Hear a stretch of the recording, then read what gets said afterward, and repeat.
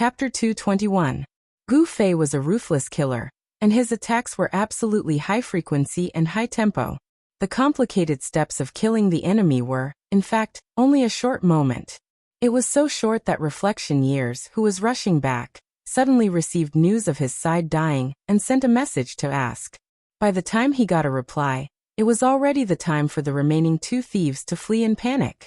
Several people outside of the battlefield were already complaining in the channel, describing Gu Fei's ferocious appearance when he was slashing at people in detail. Was such a performance instigated by Reflection Years or encouraged by him? Everyone had such a question. Reflection Years naturally flew into a rage after hearing this. At this moment, he obviously wouldn't have any illusions about Gu Fei. It was obvious that he had been tricked. However, he had been so passionate, but the other side didn't appreciate it. He had actually taken advantage of the situation to play a trick on him. This kind of character made Reflection Years despise him. After his anger subsided, he calmed down and took stock of the current situation. The score was 3-21, and the Four Seas mercenary group was seriously behind. Right now his side had 9 people, 5 archers and 4 thieves. The other side had 3 people, 1 archer, 1 thief, and 1 mage. In terms of speed, the remaining 9 people in the Four Seas mercenary group weren't weak. The people that Reflection Years had chosen for the sneak attack were the fastest of the 30 people, and these 2 thieves had successfully escaped from the 3 of them, so they wouldn't be too slow. Kiting? Reflection Years wasn't afraid. In terms of running, the 9 of them wouldn't be at a disadvantage. What he was afraid of was a head-on confrontation. He had already seen Yu Tianxinming's high attack, and Gu Fei's instant kills weren't soft either. That sword demon was also proficient in all kinds of attacks and coordination in the game. How should he deal with it? Reflection Years looked at his 8 companions in front of him, and fell into deep thought. On the other side, Gu Fei and the other 2, who had killed 18 people, were reorganizing themselves a little. The main thing was to eat to recover some health and mana. No matter how skilled an expert was, it was impossible for them to be completely unscathed. If they were forced into a corner, forcefully accepting some damage that did not have much destructive power was already an extraordinary decision and choice. However, after Gu Fei's attack he did not lose any health at all. Sword Demon and Yu Tianxinming could not help but be amazed. They still have 9 people. While eating bread and fruits, the 3 of them discussed their next step. The reflection of time hasn't appeared yet. Yu Tianxinming said. How strong is this person? Sword Demon asked. I haven't seen him fight much, but he has a lot of tricks up his sleeve. He's the type who talks more than takes action, Yu Tianxinming said. It's only 9 people. Just surround them again. Gu Fei said. Sword Demon and Yu Tianxinming nodded repeatedly. They did not know that the reason why they were able to eliminate 18 people so smoothly was because of the foreshadowing of the Han family young master. Naturally, they felt that eliminating 18 people was not difficult, let alone 9 people. Moreover, thinking that the other side did not have a priest at this time, Yu Tianxinming even felt that he could rely on himself to kill the opponents one by one. How is it? How is your recovery? The 3 of them asked each other. After confirming that everything was fine, they set off on their journey. High ground. The 3 of them first had to confirm the opponent's position. Coincidentally, there was one not far ahead. When the 3 of them were about to reach it, they saw a figure on top of the mountain. It was obvious that there was someone there. The opponent also needed high ground to find the 3 of them, so there was nothing to be confused about. The 3 of them looked at each other and immediately split up. The opponent disappeared in a flash from the top of the mountain. Yu Tianxinming quickly circled around to the back of the mountain. His range advantage allowed him to attack from halfway up the mountain. Sword Demon and Gu Fei, one on the left and one on the right, began to circle forward. Along the way, they paid attention to looking for boulders or other forms of cover to prevent the opponent's archers from shooting. Unexpectedly, just as they were halfway there, they heard Yu Tianxinming curse from behind the mountain. Fuck! Only this sound was followed by a system notification. Yu Tianxinming had been eliminated. We've been tricked. Yu Tianxinming cursed in the channel. There's an ambush behind the mountain. You two be careful. Don't worry. The two of us will attack from the front. Gu Fei laughed. Gu Fei didn't take Yutian Shenming's sacrifice seriously. Just as Yutian Shenming felt that he could kill 9 people by himself, Gu Fei also felt that killing 9 people was within his ability. Even if Sword Demon died now, it would be fine. Thinking of Sword Demon, he turned his head to look. Sword Demon was activating stealth and disappeared. After that, even Gu Fei didn't know where Sword Demon went because Sword Demon's attention wasn't on him. There was a small misunderstanding in this. Sword Demon thought that stealth was ineffective against Gu Fei. Gu Fei would know his movements and would naturally cooperate with his speed. Unexpectedly, Gu Fei didn't know anything and still rushed up as fast as he could. In stealth, movement speed was greatly reduced. Sword Demon was no match for Gu Fei's speed at this time, but he couldn't bear to give up stealth at this moment, so he quickly shouted, "Hey, why are you so fast?" Unfortunately, when he shouted this, Gu Fei was also muttering to himself. And the content of his muttering was, "Teleport, move." So when he heard Sword Demon's shout and looked back, he had already floated to the top of the mountain. There was a light breeze on the top of the mountain. Gu Fei could only determine the approximate location of Sword Demon when he looked back. At this time, he didn't have the time to look carefully, because there was already someone in front of him watching him. The reflection of time had a questioning look on his face, as he stared coldly at Gu Fei.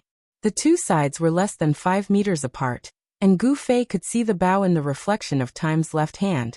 Suddenly, the reflection of time's right hand inserted into his pocket. "He's coming!" Gu Fei shouted in his heart. At this time, teleport was still on cooldown, so Gu Fei could only run at his fastest speed. In order to avoid the opponent's attack at any time, he also chose to run in a diagonal line while trying his best to bend his waist. In just a few steps, Gu Fei had already rushed to the side of the reflection of time. He suddenly stopped, and the black robe behind Gu Fei slowly floated down. Without waiting for his body to straighten, Gu Fei flipped his right hand and swung his sword from the bottom right to the top left. He shouted, "Double flame flash flash." At this time, the reflection of time's hand had already taken out of his pocket. He seemed to be holding something in his hand and waved it at Gu Fei. He was also saying, "Why are you?" Gu Fei didn't finish listening to him. The reflection of time's hand often moved faster than others could speak. Sword light, fire, and with the reflection of time's surprised gaze, he disappeared. When he appeared outside the teleportation formation, the reflection of time even maintained such a strange posture. No matter what, this really didn't seem like a posture for an attack. His right hand was still in the air with 3 fingers, but there was clearly nothing between his fingers. "Where's the letter? Why is the letter gone?" The reflection of time reacted. He rubbed his fingers, touched his pocket, and looked around, but still couldn't find the letter. This letter was evidence that exposed Gu Fei's bad character. The reflection of time had already planned this long ago. Let's not talk about the competition, but he definitely couldn't let the matter of Gu Fei go just like that. The reflection of time's actions were indeed not honorable, but the problem was that this kind of thing was done by almost all the guild leaders, so everyone quietly accepted it. But Gu Fei's behavior was different. If he wanted to poach you, you could refuse, but he actually used this as a pretext to make a fuss. This was something that all the poaching guild leaders despised. The reflection of time believed that as long as this letter was announced, not only would Gu Fei no longer be the fragrant cake that everyone wanted to recruit, but as long as he added fuel to the fire from the side, it wouldn't be impossible for him to evolve into a street rat. No matter how strong a person was, how could he fight against all the guilds? The reflection of time was extremely satisfied with his follow-up arrangements. Just now, he wanted to take out the letter and proudly announce it to Gu Fei to see if this guy would regret or feel ashamed. He didn't think that Gu Fei would be so shameless. Not only did he not say anything when he saw his expression, but he also chose to make a move so quickly. At this moment, the reflection of time had already decided to crazily take revenge, but he couldn't find the most important token of his plan. The letter that Qianli had written when he was drunk. Where was the letter? The letter was still there, but at this time, it had already turned into flying ash. In the face of the dual flame flash that could even kill a person, what other end could a letter have other than turning into ash? Gu Fei was also quite puzzled.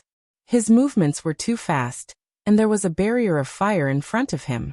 For a moment, he couldn't see what the reflection of time was waving. He only felt that it was a weapon. How did it turn into ash? The flying ash was pinched by Gu Fei, and he carefully studied it. Could it be a very powerful magic scroll?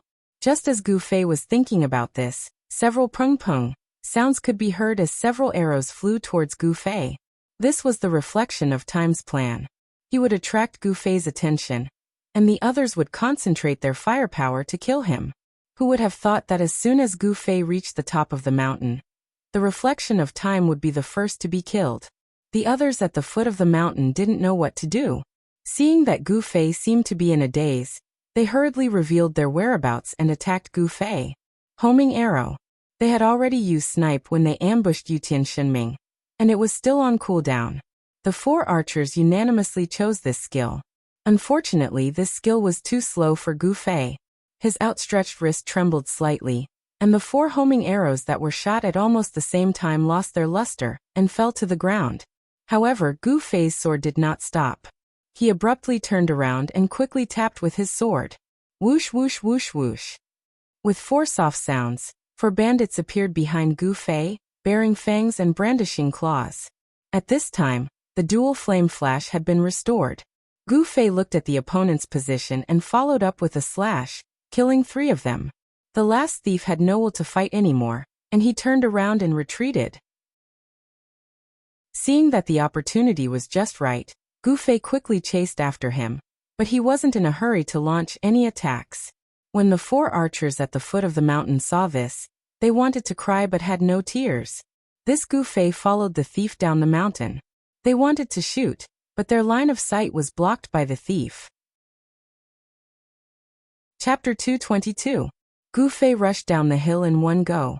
The 4 archers ran to a position where they could shoot and release their arrows, but Gu Fei dodged them one by one. Seeing that Gu Fei was about to reach them, how could the 4 archers still have any desire to fight?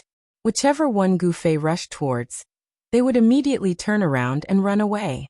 Who would have thought that by a stroke of luck, the battle would be dragged into a stalemate? These archers were almost as fast as Gu Fei. If one ran and the other 3 harassed, it would be difficult for Gu Fei to catch up. The child elite group's kite was one person running and a group of people acting as the kite. In this situation, Gu Fei had become the kite, but there were 4 people flying it. The 4 of them were overjoyed, secretly praising Reflection Time's choice of personnel was the right one. Making full use of speed, this mage was not an unsolvable problem. If he continued like this, the one to fall would definitely be him. Gu Fei chased east and west but found nothing. Instead, the 4 surrounded him, their expressions gradually relaxed. They had forgotten that Gu Fei had the art of teleportation. Teleportation had a cooldown of 1 minute, and at this time it was over. Gu Fei did not use it because he couldn't find an opportunity. Currently, his teleportation distance was a little more than 5 meters. At the very least, he had to get within this distance to be effective. After persevering for a long time, Gu Fei finally found an opportunity. He stared at an archer and chased fiercely, while the other 3 chased after him and released arrows. Unable to hit Gu Fei for a long time made them anxious. The closer the target, the easier it was to hit. This was common sense. Under the urge of anxiety, the more boldly they shot, the closer they got. Gu Fei constantly paid attention to the 3 guys behind him. Seeing that the opportunity was ripe, he suddenly turned around and used teleportation to fly to the side of an archer.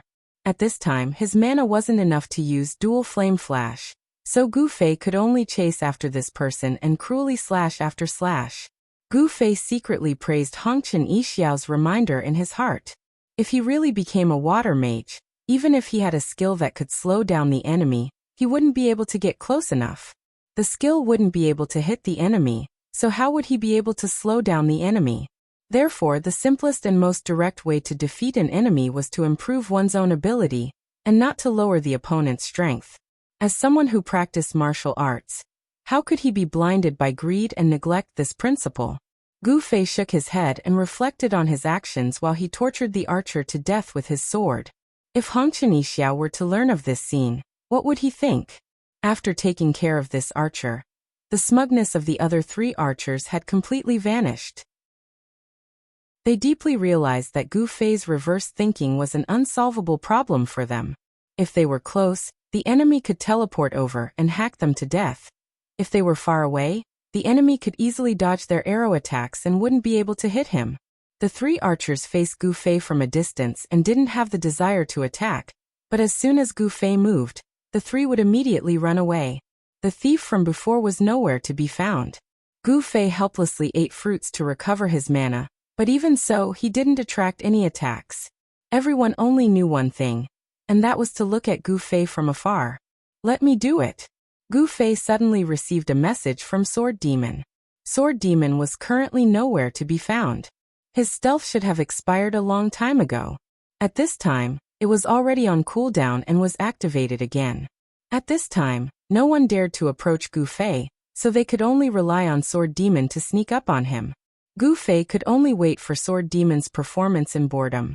Unexpectedly, before he could wait, the system suddenly announced, "Child Elite Group wins." The 3 archers and 1 thief really didn't have the will to fight. After a simple discussion with the people in the mercenary channel, they withdrew from the competition. Sword Demon, who was almost beside the 3, was very bored by this. After revealing himself, he spread his hands at Gu Fei.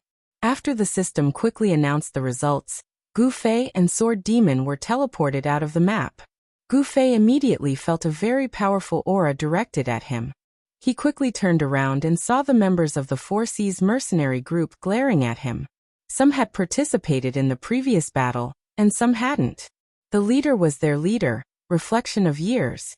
Gu Fei was slightly surprised. After so many matches, they were basically willing to admit defeat. After the match, the more polite ones would come over and greet them in a friendly manner. The only exception was the Muyun mercenary group, who had been kiked. However, the other party's unwillingness was completely understandable. But today? What was going on today? Why did this group of people's resentment seem to be even greater than that of the Muyun mercenary group? Gu Fei looked around and didn't see the Han family young master and the others. Child Elite Group didn't have the good habit of those who were eliminated first to wait outside the arena for others. It was completely up to them. If they wanted to wait, they waited. If they didn't want to wait, they left. The situation doesn't seem right, Gu Fei said to Sword Demon beside him. Sword Demon nodded as he gradually disappeared in front of Gu Fei's eyes. HP, MP, and skill cooldowns would be completely restored as soon as they left the map. Sword Demon didn't hesitate to use stealth. He also realized that the situation wasn't normal. Wow, no way. Gu Fei privately messaged Sword Demon. You go first. I'll help you block from behind, Sword Demon replied. Hee, thank you, but there's no need. You go. Gu Fei smiled. He had no intention of leaving. There was a fight? That was exactly what he wanted. However, today's opponent didn't seem to be so easy to deal with. Sword Demon's attention was obviously not on Gu Fei. Gu Fei didn't know whether he had left or not. However, he saw the people from the 4 Seas mercenary group glare at Gu Fei and leave in unison. Why didn't you kill that kid? Someone angrily asked Reflection of Time. After Reflection of Time was cut out of the map and couldn't find the letter, he criticized Gu Fei's despicable behavior to the 99 people in the mercenary group. This matter attracted the attention of the other 2 core members of Unhindered, Sword Without Oath and Wind Star. Gu Fei's identity had been exposed. With his identity of 27,149, he still had some old grudges with Unhindered. Back then, Unsmiler's incident had greatly tarnished Unhindered's reputation. Even though Unhindered had continued to grow as the #1 guild in Cloud City, Unsworn Sword, Wind Star, and the other upper echelons of the guild had always felt that this incident had severely damaged Unhindered's image. Without this incident, Cloud City might not have had the controversy of who was the #1 guild in Unhindered and drinking and singing. However, the cause of this incident was Non-Smiler's fault. Even if Unhindered wanted to take revenge, they didn't have the face to dig up this old debt. Today, they had suffered a setback at the hands of this person, and the result was that they had to swallow their grievances. Stealing someone else's foundation was not kind in the first place, and now they had fallen into someone else's trap. At most, they could only reprimand the other for being even more unkind. This matter might resonate with the guild leaders who liked to steal people's foundation, but at the same time, it was very untenable to use this topic as a reason for revenge in front of the public. Everyone would definitely make a joke out of it. Unhindered wanted to steal someone else's foundation, but in the end, they met someone even more unkind, who casually turned them against each other. This kind of talk made it seem like Gu Fei was the kind of dark hero who killed to stop killing, used evil to stop evil, and used shamelessness to destroy shamelessness. As a guild leader, he would always think of the big picture when he encountered a problem. He wouldn't act quickly. Reflection of Time actually hated Gu Fei the most, but he had to pretend to be deep in thought. He called out to everyone, "Let's retreat first, we'll talk about this later." What later? In the guild war, the three heads of Unhindered gathered together to discuss this topic. That guy is actually a member of the Reborn Amethyst, TSK. As the guild leader, Unsworn Sword's thoughts were a little off track from the start. Under the silent gaze of the other two, he quickly returned to the right track. What do you two think? Kill. Ambush, chase. PvP was the most direct way to solve problems in the game. Fengxing's thoughts were just that simple. Reflection of Time, on the other hand, didn't feel satisfied just killing. After losing the letter as evidence, he began to consider whether Yutian Shenming, who was in their guild, could be of any use. He wanted to give Yutian Shenming a taste of his own medicine. However, there weren't any opportunities for him to take advantage of right now. It seemed like he had to keep this matter in mind and be prepared at all times. Reflection of Time and Fengxing, one hoped to outsmart the other, and the other suggested to use force. Both looked at Unsworn Sword, waiting for his decision. Unsworn Sword thought for a long time, and finally decided, "Let's do as Reflection says. Everyone in the child elite group is an expert, and I don't know what they're planning. Let's find an opportunity to take care of this Qianli, and while we're drunk, we can also deal a blow to these experts. Two birds with one stone." Reflection of Time naturally agreed. Fengxing clenched his fist, but didn't say a word in the end. Currently, the guild war was the least suspenseful.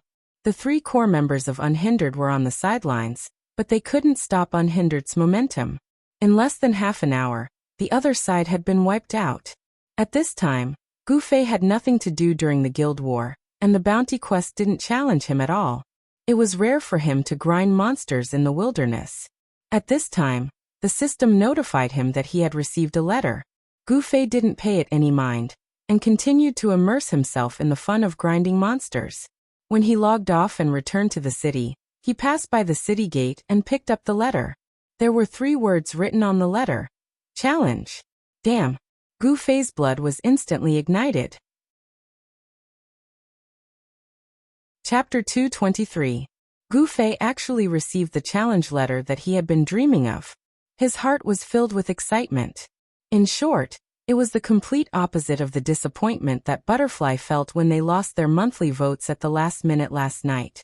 Gu Fei looked at the 3 big words, challenge letter, on the envelope and quickly found the name of the other party. Fengxing immediately. Gu Fei tore open the envelope and took out the letter. The content of the letter was simple and to the point. One-on-one, do you dare? Gu Fei's blood was boiling. He immediately opened the friend button and tried to add Fengxing as a friend. However, he received a message that the friend button was not turned on. If the guild leaders knew that there was such a cheap way to add Gu Fei as a friend, who knew how much blood they would vomit?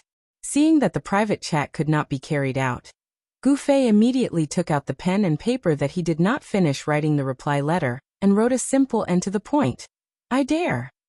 After throwing the letter into the mailbox, Gu Fei began to chant around the mailbox in anticipation. Hurry up and reply, hurry up and reply. After a few minutes, the system chimed.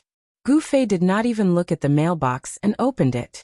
As expected, it was a reply from Fengxing. Time and place. Now you choose the place. Gu Fei quickly replied. The time and place were decided by both parties.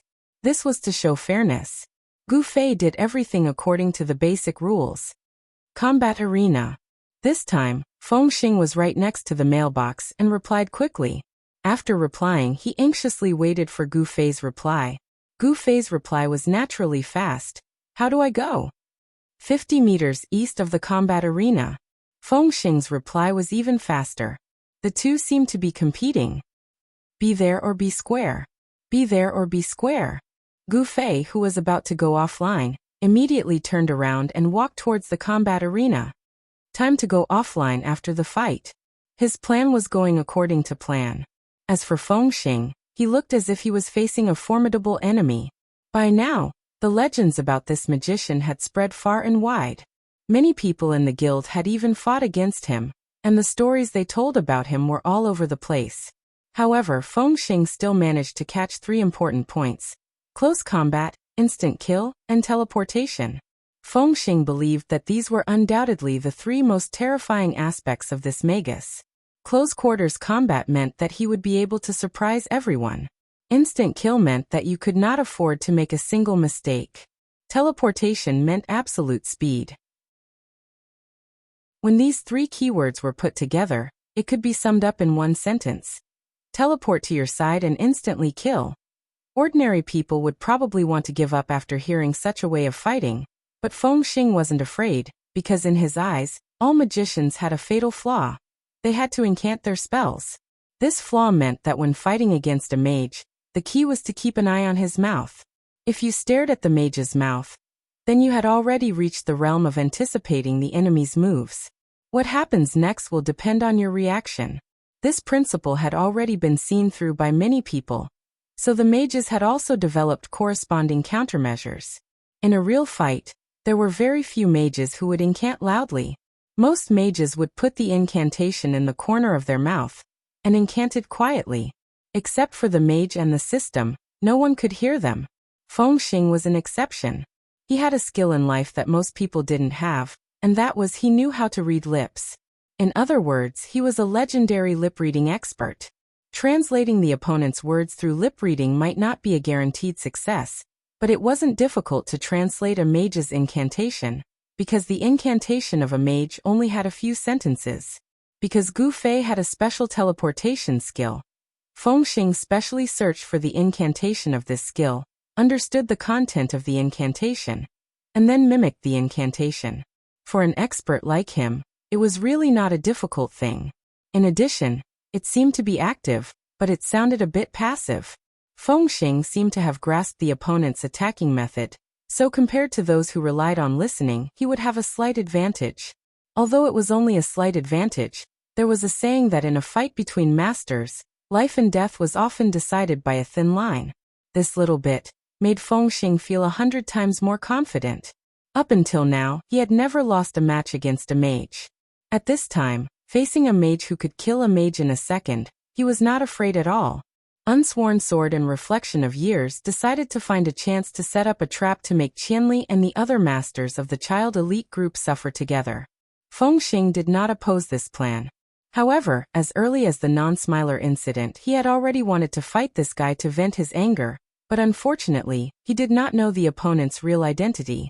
After so much time had passed, this emotion had already been diluted, but after today's incident, Fengxing's already dimmed impulse was once again ignited.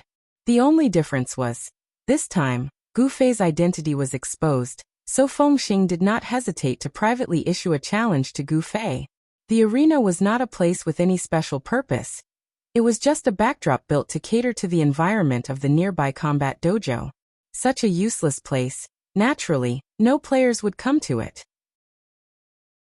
Gu Fei hurried over, and saw a Grandmaster of Combat standing straight in the middle of the arena with his arms crossed. Gu Fei guessed that this person was without a doubt Fengxing, and was instantly overjoyed. He could not recognize this person, one of the 3 core members of the Unhindered 4 Cs, but seeing that the other was a Grandmaster of Combat, he immediately liked him. On the way here, Gu Fei had been trying to guess the identity of the other party's class. Speaking of which, he felt that the other party was more likely to be a mage, because in the parallel world, there was still a class restriction between individual soldiers, and could be said to be an absolutely fair duel, usually between people of the same class. If you, an archer, went to challenge a mage to a duel, probably no one in the entire game except for Gu Fei would pay attention to you. Hey Fengxing. Gu Fei called out to Fengxing as he climbed up the arena's high platform. Fengxing nodded with a cold expression. Qianli's drunk. Just like how Gu Fei could not recognize him even though they had met before, Fengxing could not recognize Gu Fei as the guy who had poked him with a stick. On the other side, Gu Fei had already nodded and admitted his identity. Can we start now? I won't show any mercy. The same goes for you. Fengxing's goal was to kill Gu Fei. That's for the best. Gu Fei was also annoyed by the stop duel. That was because it was actually more difficult than directly killing the opponent. Gu Fei was not afraid of hard work. What he was afraid of was that the stop would cause the opponent to be unable to use his full strength. After saying that, the two of them had already started fighting. Fengxing stared at Gu Fei's mouth, while Gu Fei paid attention to his opponent's shoulders, arms, legs and all other movable joints. Come on. Both of them opened their mouths with this subtext. Teleportation, teleportation, teleportation. Fengxing stared at Gu Fei's mouth, waiting for him to say these 4 words. Perhaps he didn't need to say these 4 words at all. As long as he said the word teleportation, he could already make a judgment. He would not choose to retreat. Instead, he would launch a counterattack as soon as possible. Teleportation? Ha, teleporting to my side and being hit by me. That's equal to teleportation. Fengxing was proud of himself. Fengxing had been thinking about how to deal with Gu Fei's powerful move, but he had neglected a basic fact. Even if it was a powerful move, he would only use it when he needed it. The main purpose of Gu Fei learning teleportation was to chase after those who were faster than him.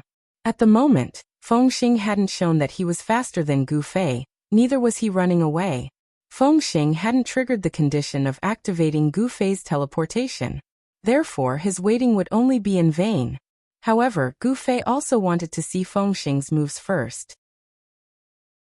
Therefore, he was waiting for Fengxing to make the first move. One of them stared at Fengxing's mouth, while the other stared at Fengxing's joints. Both of them had the same purpose. They wanted to see through each other's moves. Sadly, neither of them made the first move. Therefore, they just stared at each other for 5 minutes. Why don't you make the first move? Asked Gu Fei abruptly. Once Ji Hao said this, Fengxing immediately took a step aside, while swinging his fist horizontally. However, he abruptly stopped halfway. Ah, you just made the first move like this. Gu Fei couldn't believe what he had just seen, staring at Fengxing in a daze. Fengxing turned his face away. At this moment, his face was as red as a persimmon. If he wasn't careful enough, his face might be punctured. Fengxing was way too nervous and focused. He had been staring at Gu Fei's mouth, waiting for Gu Fei's teleportation, and waiting for Gu Fei to make the first move. These thoughts flashed across Fengxing's mind. Unconsciously, he had already come to a conclusion. If Gu Fei moves his mouth, I'll make the first move. Therefore, just now once Gu Fei opened his mouth, Fengxing had already swung his fist without even thinking. Before the fist was swung out, Fengxing realized that Gu Fei had indeed opened his mouth, but it wasn't a teleportation spell. He had been too focused. Fengxing was so ashamed that he didn't even turn his head around for a long while. No matter how experienced Gu Fei was, he couldn't figure out what exactly Fengxing's punch meant. At this moment, Fengxing had already turned around and ignored him. Helplessly, Ji Hao asked, "Are you going to fight or not?" "Fight? Why don't you fight?" Fengxing angrily turned around and threw a heavy punch towards Gu Fei. Galloping horse. Is this the same move? Seeing this, Gu Fei wanted to move aside, but unexpectedly, Fengxing abruptly stopped galloping. Fengxing twisted his body and clasped his hands towards Gu Fei. This was a move that Fengxing thought he would definitely win, but unexpectedly he missed. Teleportation. Thinking about this, Fengxing abruptly raised his head and saw Gu Fei standing beside him with a smile. Gu Fei reached out his hand and pushed Fengxing, who was still twisting in the air, immediately lost his balance and fell to the ground. Gu Fei had already stepped aside immediately. Seeing Fengxing still lying on the ground in a daze, Gu Fei slightly sighed. Gu Fei was indeed a mage, but in the parallel world, the one he understood the most was a fighter. His understanding came from his private research. Gu Fei was completely familiar with the few skills of a fighter, how to combine them, and how to use them in different ways. These fighting styles invented by players were all within the scope of Gu Fei's knowledge.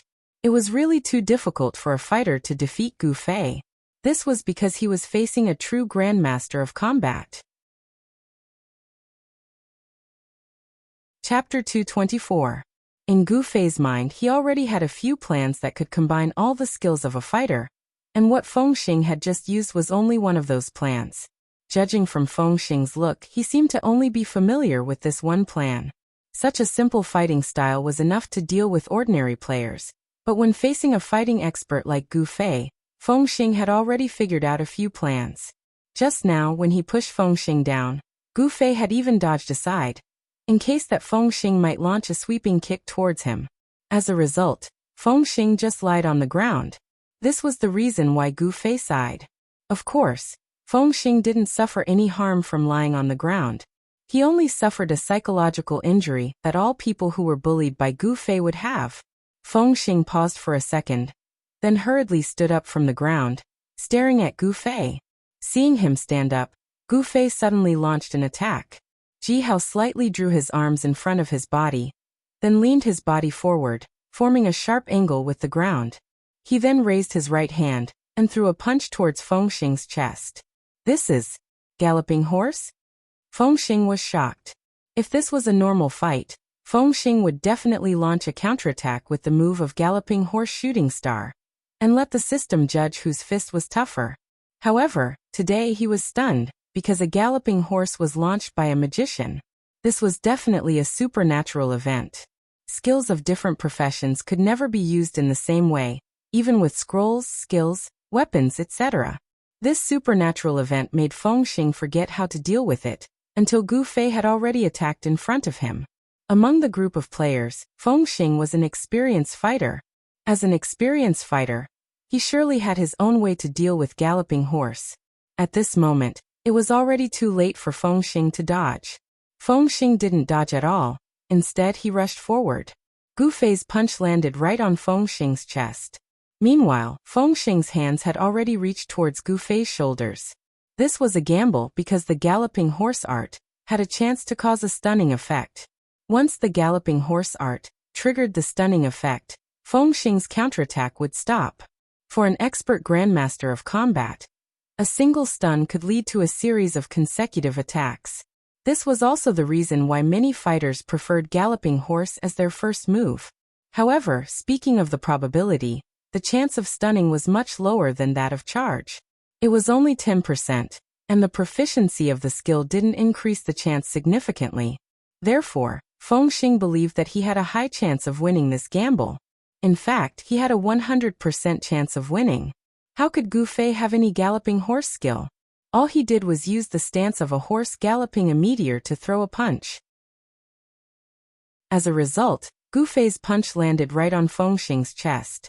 Fengxing didn't dodge at all. Instead, both of his hands reached towards Gu Fei's chest. He didn't know how many times he had suffered like this in the game.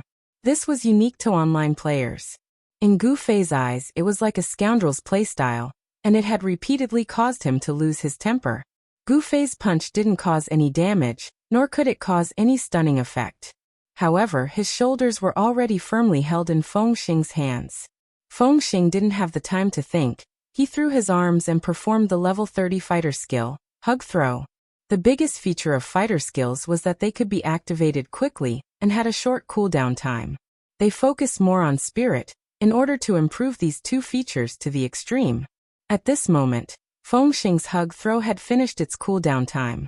He threw Gu Fei out with his arms. Looking at how he did not suffer any damage from Gu Fei's punch, he realized that Gu Fei's Galloping Horse Shooting Star was just an act. Fengxing gave a resonant growl, then launched a real galloping horse-like shooting star, and chased up.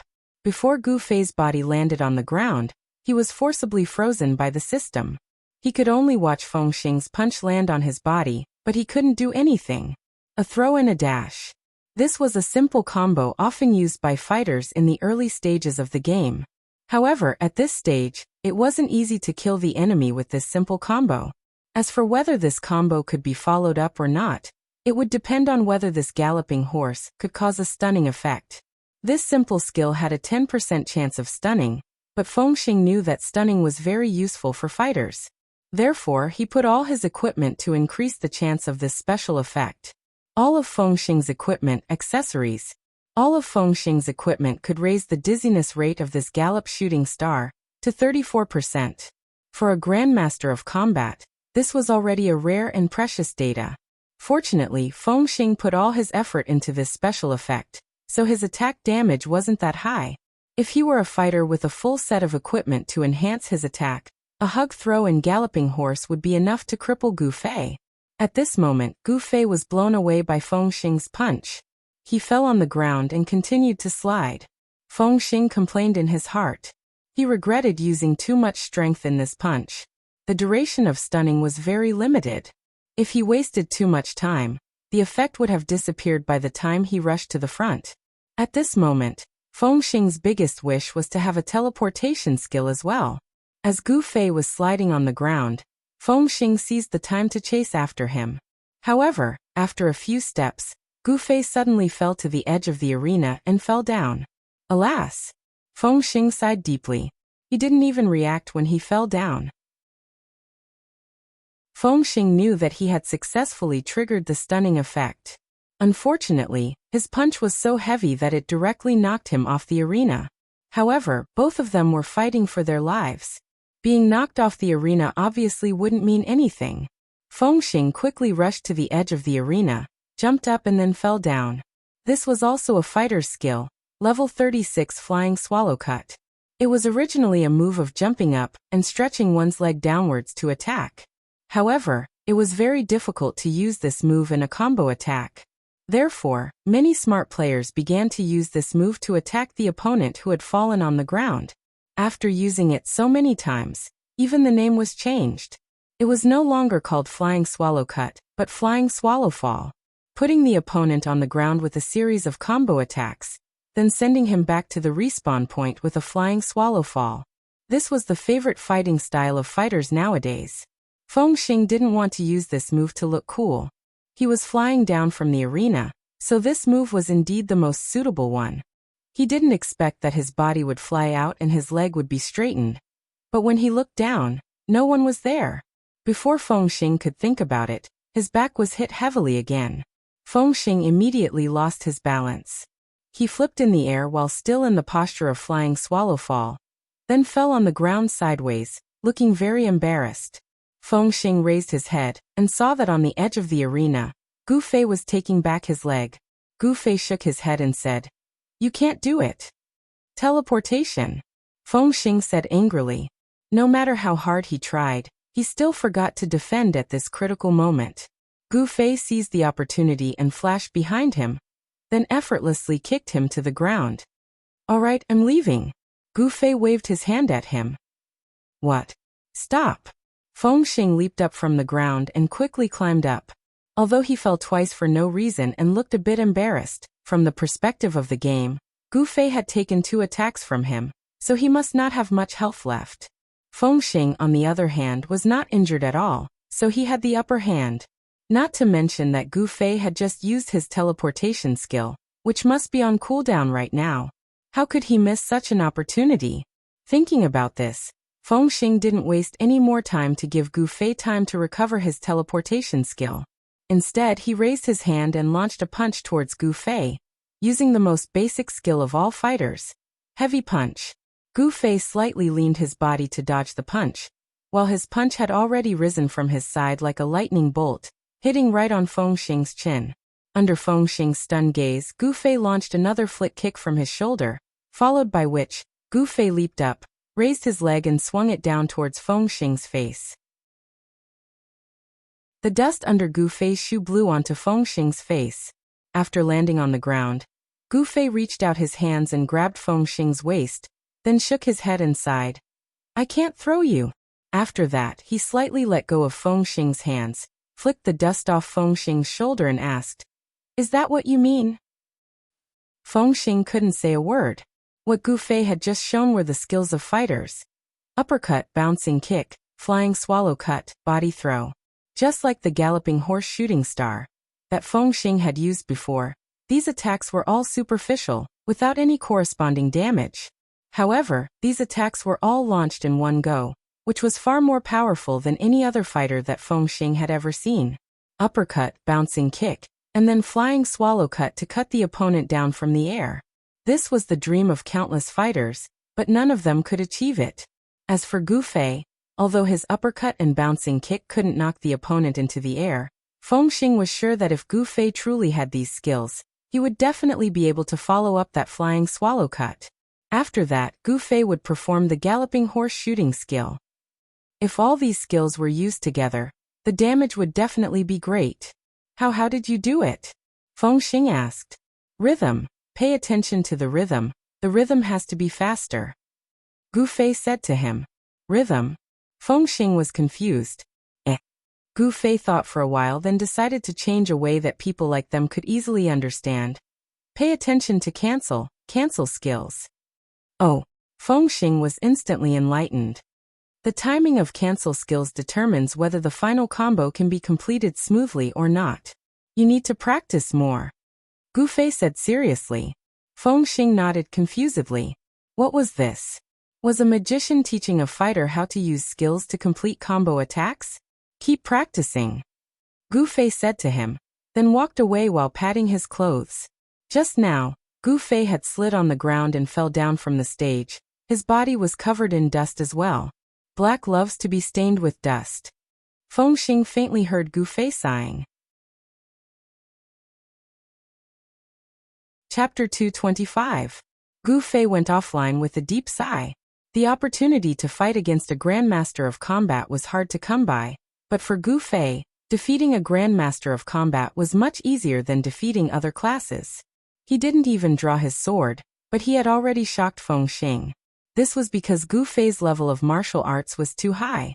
In the parallel world, when designing the Grandmaster of Combat, at most, they could find a few martial arts instructors to study it. But in this aspect, Gu Fei was the top technical talent. Even those instructors were just displaying their slight skill in front of an expert in front of Gu Fei. Now, if they were to apply their little bit of thinking into the game, it wouldn't even be considered as displaying their slight skill in front of an expert. After going offline, Gu Fei went up to the rooftop to practice his boxing. He grabbed a sandbag and used uppercut, bouncing kick, flying swallow slash, hugging throw, galloping meteor. Gu Fei simulated the skills of a Grandmaster of Combat in the game, and trampled on the sandbag. How simple! Gu Fei let out a long sigh. Unfortunately, doing this in the game didn't cause him any damage. And when it came to hugging throw, he couldn't continue because he didn't have enough strength. In reality, even a real Grandmaster of Combat didn't have that much strength. It was just that the moment they used the skill hugging throw, they would be possessed by Popeye's soul. In the game, Fengxing hadn't left the arena yet. Gu Fei was simulating in real life on the rooftop, but he was here experimenting with his skills over and over again. How could it be so easy? Fengxing sighed. He saw how easy it was for Gu Fei to perform, but when it came to him, he couldn't string it together even when his face turned red. Rhythm. Cancelled. Fengxing muttered these two words, sweat pouring down like rain in the arena.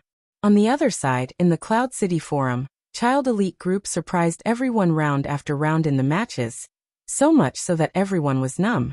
The Child Elite Group's record of victories all the way to the semi-finals was extremely valuable. Yunmu and Yunxiang were two rank 4 mercenaries. The Silver Moon mercenaries were another dark horse that had appeared in the tournament. The Amethyst mercenaries were not eye-catching, but when people found out that they belonged to the Reborn Amethyst, they were immediately looked at in a new light and felt that they were also a dark horse. In addition, the recently defeated 4C's mercenary group wasn't as diligent as the Black Hand mercenary group. However, the members of Unhindered 4C's could be said to be the cream of the crop in Cloud City. Therefore, in the eyes of many, the 4C's mercenary group was the strongest, but in the end, they were also slandered. At this point, the top 4 mercenary groups in Cloud City were born. Child Elite Group, Black Hand Mercenary Group, and Waterflower Mercenary Group under Singing with Wine. There was also a level 4 group called 7 Colored Cloud. The mercenary group's name was extravagant, but in reality, the mercenary group was very ordinary. It was under the banner of the Rank 3 Guild, among rosy clouds. The mercenary group had reached level 4, but the guild had only reached level 3. This was the guild's most eye-catching achievement. The level 4 group had 80 people, and along the way, they hadn't met any strong groups or dark horse groups. Occasionally, they met a few mediocre level 3 or 4 groups like them. And after a battle where they killed 1,000 enemies and sacrificed 800 of their own, they passed. The outside world didn't pay much attention to Seven-Colored Cloud. Their greatest interest was to see how far the 6 people from Child Elite Group could go. After the end of the guild matches, the Child Elite Group's opponents were quickly announced by the system. In the semifinals, Child Elite Group vs. Waterflower Mercenary Group, Black Hand Mercenary Group vs. Seven-Colored Cloud. At this time, Han Family Young Master and Singing with Wine's guild leader, Against the Current, were sitting together in the tavern. So this group was formed by you. I was wondering why you didn't join Waterflower. Against the Current side. Child Elite Group's recent exposure was too high. Even if people couldn't find out the specific members, as long as they went to the mercenary building to search for Child Elite Group, their leader's name would always be there. Normal people didn't know who this person was, but how could Singing with Wine's people not know? His name was also on the guild list. Han Family Young Master only smiled and didn't say anything. So you're saying that you already knew that mage? Against the Current said.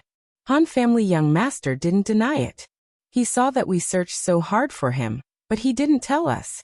Against the Current said. He didn't let us. Han Family Young Master easily pushed the responsibility away. Against the Current expressed his understanding and continued. After the competition, bring your friends into our guild. The more the merrier. Han Family Young Master smiled bitterly. Small groups like ours are the most democratic. Don't think that I'm the leader, I'm just a figurehead.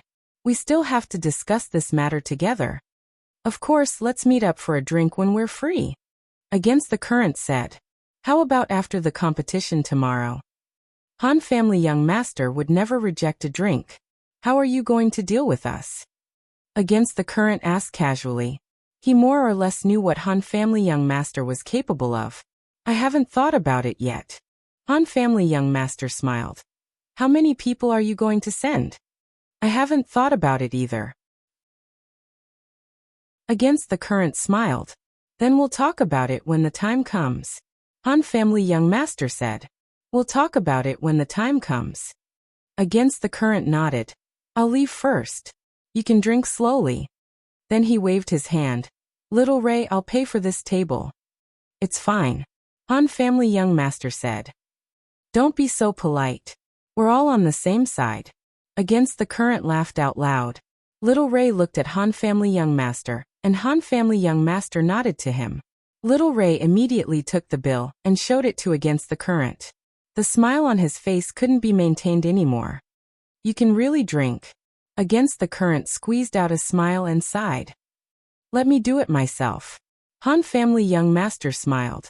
But Against the Current had already said that he, as a guild leader, couldn't be so tasteless. He immediately took out his wallet and paid for the drinks that cost more than 100 gold coins.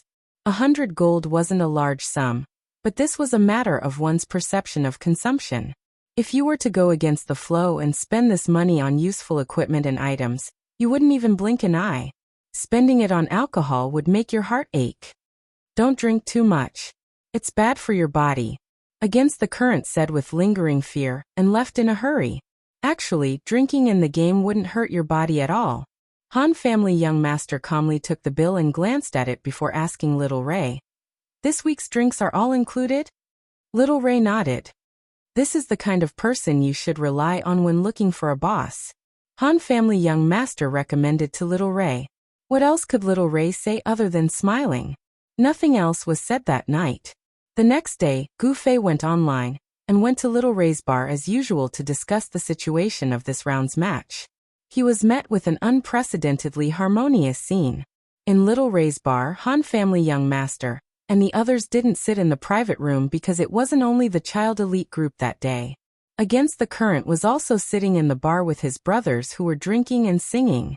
Before the match, the two sides sat together to discuss tactics. It was so harmonious and embarrassing. This. Gu Fei didn't know what to say for a moment. We meet again. Against the Current looked at Gu Fei with a friendly smile. Come sit. This is. Gu Fei didn't know what he meant. I'm treating everyone to drinks. Against the Current smiled from ear to ear. Didn't you say that we would drink after the match? Han family young master was confused. If we drink now, wouldn't it be better to fight with the alcohol in our bodies? Against the Current said. Han family young master thought for a moment and smiled. You're afraid that I'll have plenty of time after the match and won't be able to stop drinking. Against the Current was quite embarrassed that his thoughts were exposed. Actually, he wasn't a stingy person. It was just that Han family young master's consumption of alcohol was too terrifying. How long had it been since the end of the mercenary competition, when they met yesterday? He could only drink so much.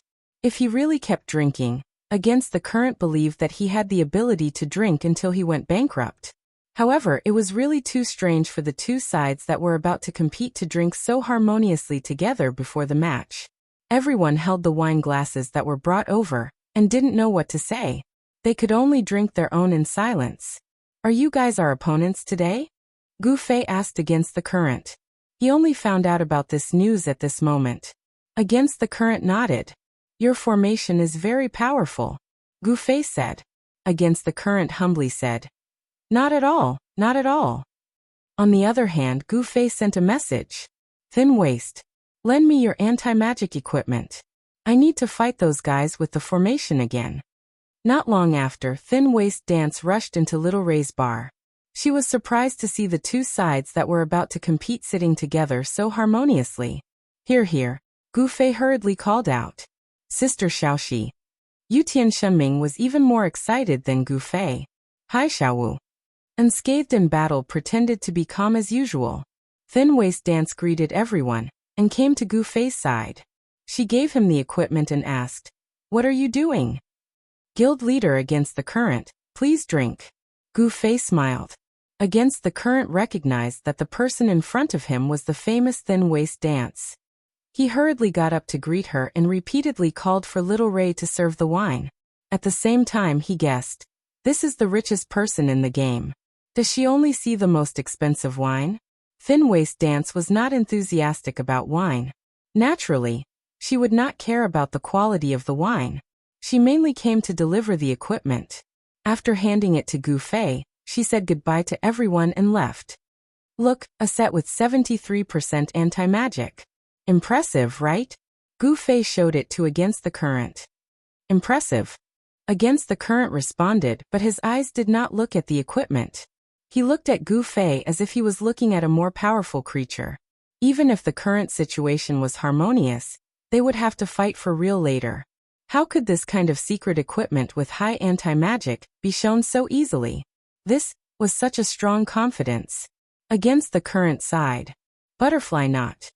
The match is coming to an end. Please cheer for Gu Fei and his comrades in the elite group. Chapter 226. In the Little Ray's bar, the two groups drank silently in a harmonious atmosphere. Gu Fei was arranging the equipment that Slender Waist Dancer had just sent over, while Countercurrent was calculating in his heart. If it really was like what he said, 73% magic resistance, then that would be too overpowered. Originally, it would only take 3 heavenly fire wheels to eliminate people, but with this equipment, it would take around 11. This requirement was too much. Although the Waterflower mercenary group was under Songs for Wine, the strength of a mercenary group and a guild couldn't be exchanged casually, mainly because of the number of people. Songs for Wine could use more than 100 mages to form a magic circle, but the upper limit of the Waterflower mercenary group was 80 people. It was impossible for all of them to be mages, and a team without class balance would be easily defeated. Therefore, it was really difficult for Songs for Wine's powerful magic circle to be used in a mercenary group. The magic circle itself was already very weak, and now that Gu Fei was wearing equipment with 73% magic resistance, Countercurrent immediately felt that the mages on his side were useless in this match. Looks like I'll have to think about how to fight this match, Countercurrent thought to himself. After sitting quietly for a while, there wasn't much time left until the match.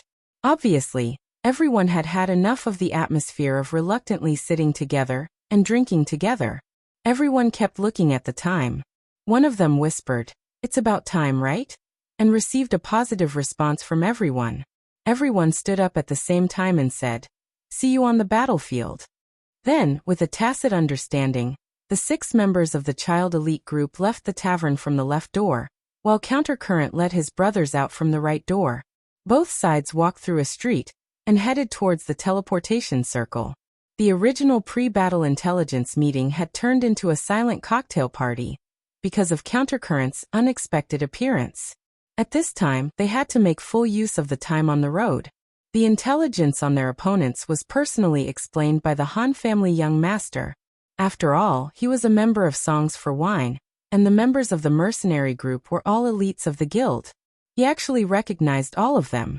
Listening to the Han family young master recount the information of the 80 people in a clear and rapid manner, the eyes of the other 4 people except for the sword demon widened.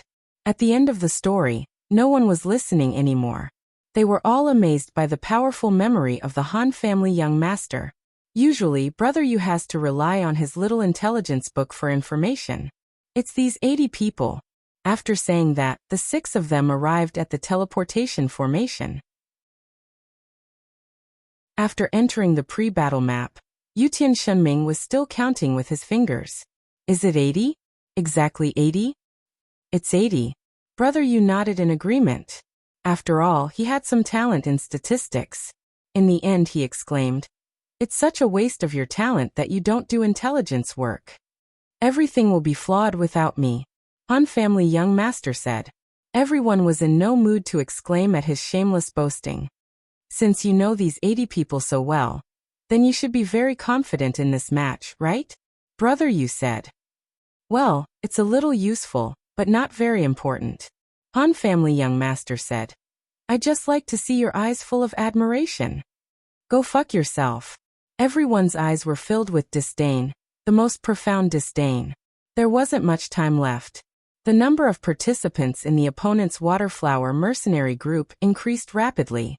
Not long after, it rose to 72 people and stopped moving. The remaining 8 people seemed to be busy and couldn't come. Not long after, there was a 10-second countdown. The screen changed and the match officially began. "Highland, right?" A few people stretched and asked Han family young master. Han family young master sneered. "Many people think they can read my mind, but they're all wrong. We're all wrong too. Please don't mentally attack us anymore. What's your plan? If there's nothing else, I'll just go and kill them." Gu Fei really couldn't take it anymore. "Follow me." The young master of the Han clan walked forward. The 5 people looked at each other and followed behind him. Brother Yu tried to find confidence in Sword Demon's face again, but this time he didn't get what he wanted. Sword Demon's face also had a slight trace of doubt. "Sword Demon." Brother Yu's voice was a little shaky. Sword Demon recalled. There was once when his intentions were guessed, so he deliberately changed the originally appropriate tactics. In the end, lost? Brother Yu answered. No, he won, but the losses were greater than the original plan. One of the people who died was the guy who saw through his intentions. Sword Demon said, "Wow, this guy is too evil." Gu Fei and the others who were eavesdropping on the conversation between Brother Yu and Sword Demon couldn't help but come over to express their opinions. Is he going to send all of us to our deaths? Yutian Shenming said. The law doesn't punish the masses. Didn't everyone just shout? Brother Yu asked. I didn't shout. Sword Demon said. Me neither. Gu Fei said. You're lying. I was right beside you. You clearly shouted. Yutian Shenming pointed at Gu Fei. Calm down, young man. You might be sent to your death by the young master. But if you say I shouted again, you'll die immediately. Gu Fei threatened. I don't want to live anymore. Each one is worse than the other. Yutian Shenming's face was full of tears. The 5 of them didn't say anything else. Under the Han family young master's lead, they arrived at a forest. Han family young master took the lead and entered. After walking for a while, he stopped and turned his head. The sunlight that was scattered by the branches and leaves at the top of the tree fell on his face. In the dark and gloomy forest, his already strange face appeared even more mottled. Han family young master suddenly smiled. The 5 of them felt their blood run cold. Okay, let's go up. Han family young master suddenly said. Go up where? The 5 of them asked in surprise. Up the tree. Han family young master patted the side. Oh, just up the tree? The 5 of them let out a sigh of relief. But then they quickly asked, why do we have to go up the tree? This is a tactic. Han family young master said. Tactic? The 5 of them were confused. All of them were afraid of being played to death by Han family young master's evil tricks. Han family young master set an example. After letting Sword Demon give him a hand, he took the lead to climb up. When he reached the position, he looked around and called out to the others under the tree. Tianli Yutian, you two go up first. Han family young master said. The 2 of them were shocked. To be honest, when they were stretching and shouting to the top of the mountain, their voices were a bit loud. Yutian Shenming was a teenager. Naturally, he didn't care about the volume of his words. On the other hand, Gu Fei was a teacher. When the teacher taught, he was used to speaking loudly. Is this a trap to take revenge on us? The 2 of them thought at the same time. I don't know how to go up the tree. Yutian Shenming immediately started to escape. Let me help you. Unscathed in battle was gloating. He had already caught Yutian Shenming, who was trying to escape. Unscathed in battle, you bastard. Go eat shit. Yutian Shenming cursed. Unscathed in battle ignored him. He found a tree branch and threw Yutian Shenming up. Yutian Shenming didn't see it was high. He wanted to fall down, but Unscathed in battle also stuck his sword under Yutian Shenming's body. Yutian Shenming reacted quickly. Seeing that the situation wasn't right, he immediately grabbed onto the tree branch. Over there. Over there. Han family young master pointed in a direction. Yutian Shenming trembled as he moved on the tree branch. From time to time, he would check if there was any chance for him to fall. No, not at all. Unscathed in battle was on high alert. Gu Fei also joined them. He even sent a message to Yutian Shenming. Let's test him. Don't worry. If anything goes wrong, I'll save you. Yutian Shenming was helpless. He could only cry secretly for making such a bad friend. Under Han family young master's guidance, Yutian Shenming climbed higher and higher. He had already given up on the idea of falling. He started to carefully test if the branch under his feet was loose. He felt that Han family young master's plan was to point at a branch that couldn't bear any weight on purpose and let him stand on it. As it turned out, Han family young master's thoughts weren't that easy to guess. Yutian Shenming arrived at the designated location safe and sound. The message receiving channel immediately exploded with noise. How is it? How is it? Is there anything unusual? Gu Fei and the others sent messages to inquire. Using me as a test subject. Yutian Shenming was angry. He didn't reply to any of them. Qianli, you go up too. Go to that location. Han family young master pointed at a location. He then called the other 3. Come up. Find a place to hide. Unscathed in battle was the strongest. He took on the responsibility of helping. He carried Sword Demon and Brother Yu up the tree one by one. He then looked at Gu Fei. I don't need it. Gu Fei shook his head. He pointed at a branch beside him. Teleportation move. With a swoosh, Gu Fei was already standing on the tree. I know you don't need it. I mean, you help me. Unscathed in battle was exasperated. Gu Fei glanced at his burly body. He was expressionless. Do you think that's possible? Unscathed in battle was indeed a difficult problem. Later, they worked together to carry him up the tree. Gu Fei looked at his clumsy posture on the branch and sighed. Don't get involved in this. Then, Gu Fei carried the lightened Sword Demon up the tree. He then teleported and jumped from branch to branch. You can practice more. You'll come in handy later, Han family young master suddenly said. What about now? What should we do? Other than unscathed in battle, the other 5 had chosen their positions on the tree. Brother Yu asked. Wait for him to find us. Han family young master smiled faintly. What if he can't find us? He will find us. Even Unchung Mutsu can find us. How can he not? What happens after he finds us? This was the question that everyone was concerned about. This forest is a trap prepared for him. Oh, everyone heaved a sigh of relief. It turned out that Han family young master had a conscience, and did not plot against his own people. This trap was prepared for him to go against the current. Chapter 227. The forest was quiet. The five of them silently watched as Unscathed in Battle moved clumsily on the tree. Most of the settings in the parallel world were very consistent with everyday physics. Therefore, a branch that could support anyone else could be cruelly broken by Unscathed in Battle. Unscathed in Battle fell to the ground. Whether he died or not wasn't important. What everyone was concerned about was that his landing must have caused a huge commotion. So much so that it might attract Upstream's group over. Since it's a trap, why don't we send someone to lure them over? Someone asked the Han family young master. The later they come, the better. The less alert they are, the better. It's best if they think we're not ambushing them, but hiding. Lure? That's too obvious, the Han family young master replied. Therefore, the 6 members of the child elite group squatted on the tree and waited quietly. Outside the forest, Upstream was leading the group to search for the 6 members of the child elite group. After inquiring about the information from the defeated mercenary groups, Upstream knew that the most important thing to deal with the child elite group was not to split up their forces. The 6 members of the group were undoubtedly elites, the elites of the elites. There was no accurate measurement of how strong the chemistry would be when they gathered together. Upstream didn't want to measure it with his own mercenary group, so he could only choose to act as one. The 72 members of the mercenary group maintained their formation and searched around the map. 72 people versus 6 people. The size of the map was basically the same as the one where the child elite group fought against the Shepherd Cloud mercenary group. But when Upstream led the 71 members to the highest point on the map and looked around, they didn't find anything. There were trenches, depressions behind mountains and forests on the map.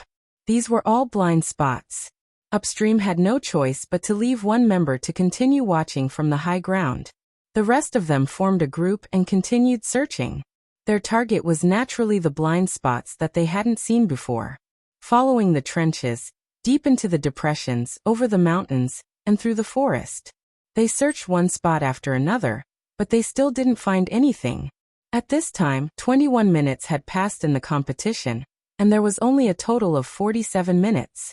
Not being able to find the enemy made going upstream very anxious. He was also one of the people who had been defeated by the kiting tactic, and his defeat was the most exaggerated. More than 600 people had been unable to catch Slim Waist Dance. Therefore, Upstream was actually quite wary of kiting. After leaving one person at the highest mountain, he was very worried. Every minute, he would turn around to look over, afraid that the opponent would take down that person, and they would lose with a score of 0-1. Fortunately, such a situation did not occur. However, not being able to find an opponent made him flustered. He could guess the opponent's intentions. The kiting tactic had to continue until the end of the match, so the later the battle started, the more advantageous it was. Child Elite Group was deliberately stalling for time. Perhaps in the last 5 seconds, an archer would suddenly appear out of nowhere and instantly kill one of their own.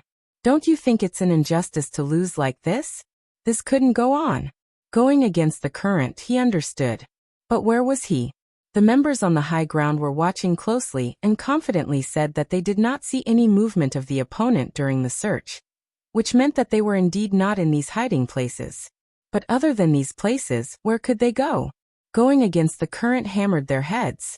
The 71 players of Waterflower Mercenary Group hammered their heads. The wisdom of the people was infinite. What one person couldn't think of, it was impossible for 72 people to think of. One person suddenly shouted, "In the tree, it's in the tree. That's the place we didn't pay much attention to when we were looking around." Everyone immediately reacted. Yes, it was in the tree. There were a total of 5 forests on the map, and any one of them could be where they were hiding.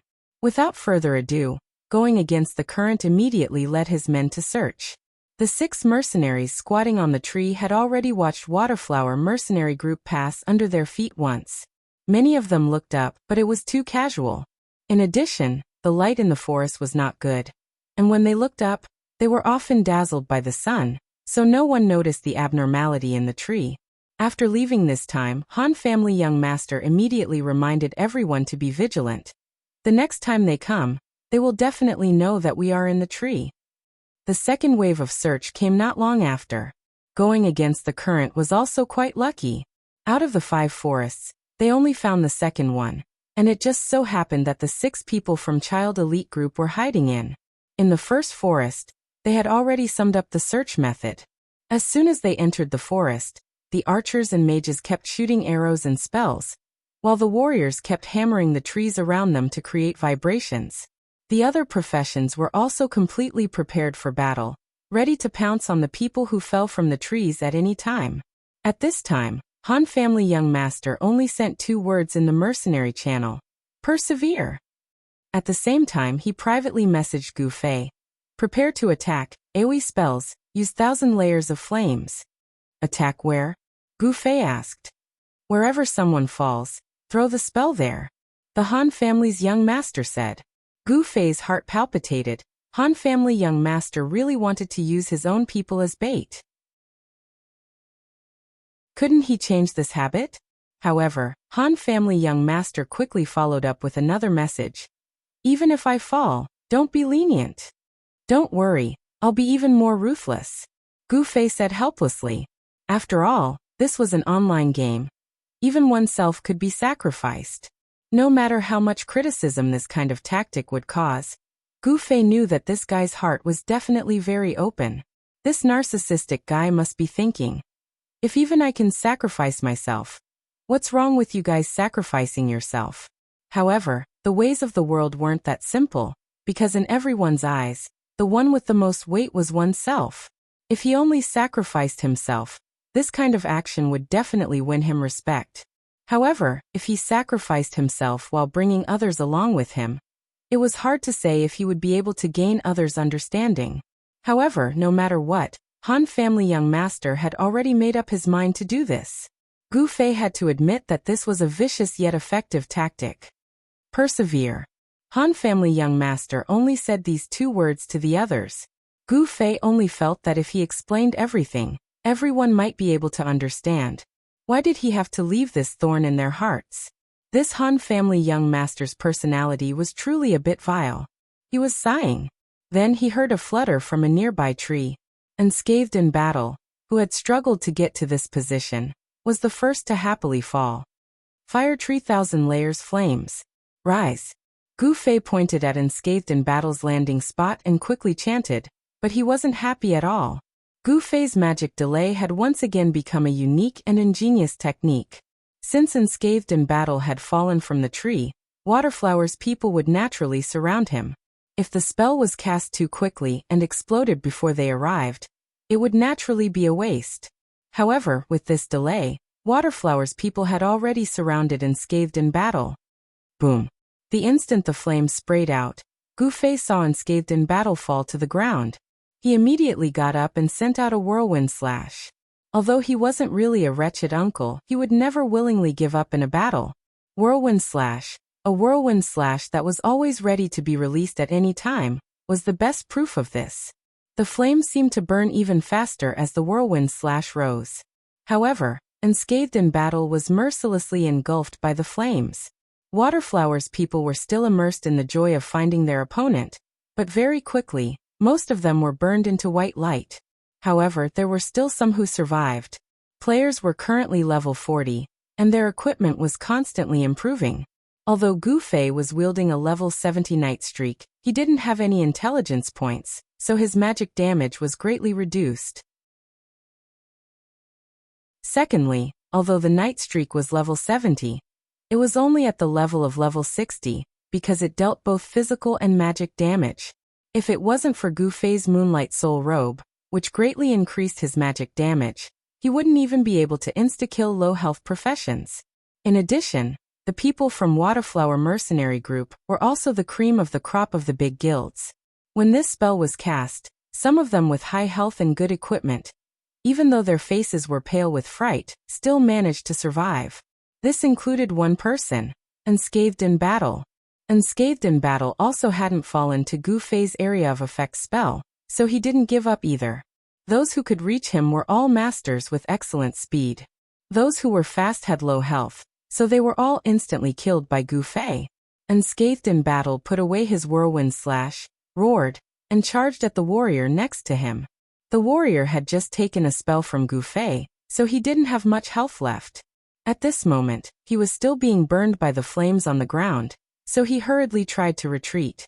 Who would have thought that Unscathed in battle would suddenly put away his whirlwind slash and charge out? He was immediately hit head-on, flying out of the flames with his, but sticking up in the air.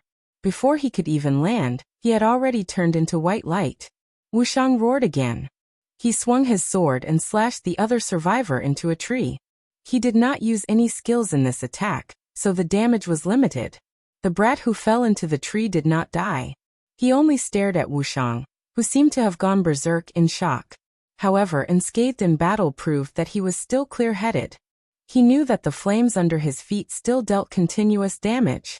After clearing out the two who were blocking his way, he quickly jumped out of the pit of fire.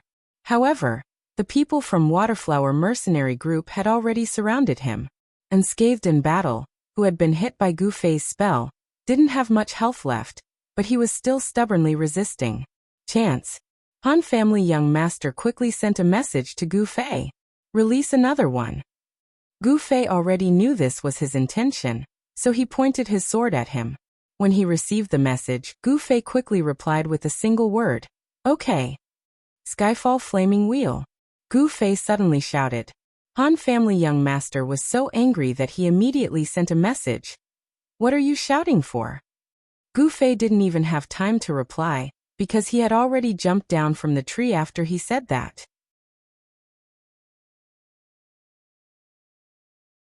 Chapter 228. As early as the 1,000 layers of flames ignited, the Sparks mercenary group, led by Countercurrent, had already panicked. They knew all too well how powerful this spell was. This spell came stealthily, and they only noticed it when it was ignited. There was no time to dodge it. Even worse, a few people had already been set on fire, but they didn't even know where the person who cast the spell was. The melee professions all went to surround Unscathed in battle, while Countercurrent led the mages, archers, and other ranged professions to speed up their search for Gu Fei's figure in the trees. Countercurrent had a lot of experience. From the place where the 1,000 layers of flames landed, he had roughly circled the area where Gu Fei was. They didn't have to walk too far, they just had to carefully search within this circle. Just as they pointed their staffs, bows, and other weapons into the sky, Gu Fei's Skyfall Flaming Wheel was heard. Everyone didn't know where this spell was thrown, and they were scared out of their wits. Countercurrent's reaction was the fastest. He chased after him and shouted, "Don't panic, look carefully before you speak." The Skyfall Flaming Wheel wasn't like the 1,000 layers of flames. It would take some time for it to fall from the sky, and the fast professions could just barely dodge it. However, before the Skyfall Flaming Wheel came, Gu Fei's figure came out of the shadows of the trees, and with a loud shout, he descended from the sky. Gu Fei's descent came very quickly, and no one had time to react, let alone attack. Gu Fei's head was on the ground, and his feet were in the sky, falling straight towards Unscathed in battle. Suddenly, he waved his arm in the air, and the night streak came out from under his body. He stretched his wrist over his head, and with a shake of his wrist he shouted, "Round sky, square earth, dual flame flash." Flash. Everyone was stunned, not knowing what spell this was. The sword light that Gu Fei drew out turned into a fire dragon, circling in a circle, and circling in front of Gu Fei. He had actually relied on his own skills and used dual flame flash to draw out a miniature version of the descending flame wheel. At that moment, Gu Fei just happened to descend above Unscathed in battle. The circle of fiery light he slashed out was just in time to strike everyone within a circle of Unscathed in battle. In an instant, all of them were reduced to ashes. Gu Fei's dual flame flash was simply not on the same level as his other spells. As for the chanting just now, it could not be said that Gu Fei was shouting blindly. This was because the circle of swords that Gu Fei had drawn was a move of the Gu clan's swordplay called Round Sky Square Earth. So cool. Unscathed in battle suddenly had reinforcements. and his spirits were lifted. He roared as he extended his arm to catch the falling Gu Fei. For a violent warrior like him, this was a piece of cake. Who would have thought that Gu Fei would borrow this momentum to twist his body and fly into the air? His left hand pushed against unscathed in battle's shoulder, and he kicked out at the face of a player in the middle of the circle. This kick was not over yet. After stomping down on the guy's face, Gu Fei strode around unscathed in battle, and spun in the air. Pa pa pa pa. The people around unscathed in battle all had their faces stamped by Gu Fei. As the force of the kick gradually weakened, Gu Fei's foot also gradually lowered, from his forehead to his chin. He hurriedly yelled, "Give me a lift." Unscathed in battle thought that Gu Fei had some kind of ultimate move, so he didn't say anything else and pushed Gu Fei into the air. Unscathed in battle's strength was not fake. With one push, Gu Fei immediately rose another 2 meters into the air. He struck a handsome pose in the air, pointed his finger, and chanted, "Teleport move." Xiao. Gu Fei immediately disappeared in midair like a god. Unscathed in battle's tears almost fell. He angrily yelled, "Damn, he left just like that. And he said he was your brother." Gu Fei was originally more than a meter above the ground. Unscathed in battle helped him rise another 2 meters, and then teleported another 5 meters. This 8 meters above the ground was where the foliage was. No one knew where Gu Fei teleported to. The forest was silent. Gu Fei flew down from the sky, and his dual flame flash killed a circle of people.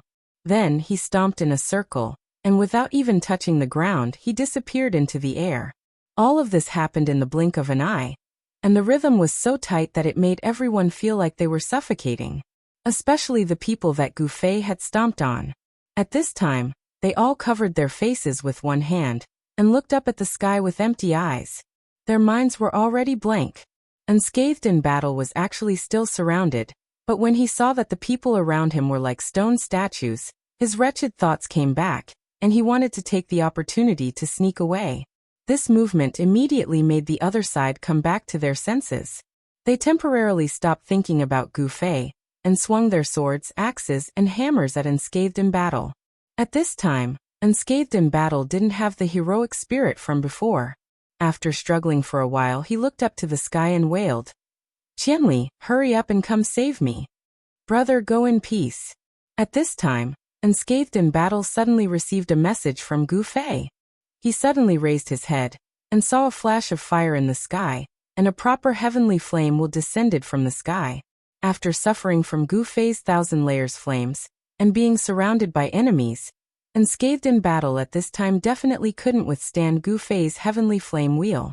Just as he was about to die, a white light suddenly appeared, and bathed his body. This wasn't the signal of death, but a priest's restore. With the support of this restore, Unscathed in battle once again survived under Gu Fei's spell. However, his health was already at the bottom, and he was in a situation where he would die if he stumbled a little. Fortunately, this restore didn't give up on him. One after another, Unscathed in battle's health was instantly replenished. "Yo, you're willing to help?" Gu Fei was very surprised. Wuxiang's equipment is quite good, and he can tank quite well. "It's not a bad idea to let him be the bait," replied Han family young master. Countercurrent, who was under the tree, saw this restore and was not unfamiliar with it at all. Han family young master was a priest that focused on spirit, and this was how fast and efficient the restore was when it came to casting restore. A priest's restore had 2 important attributes. One was the speed of the restore, and the other was the effect of the restore.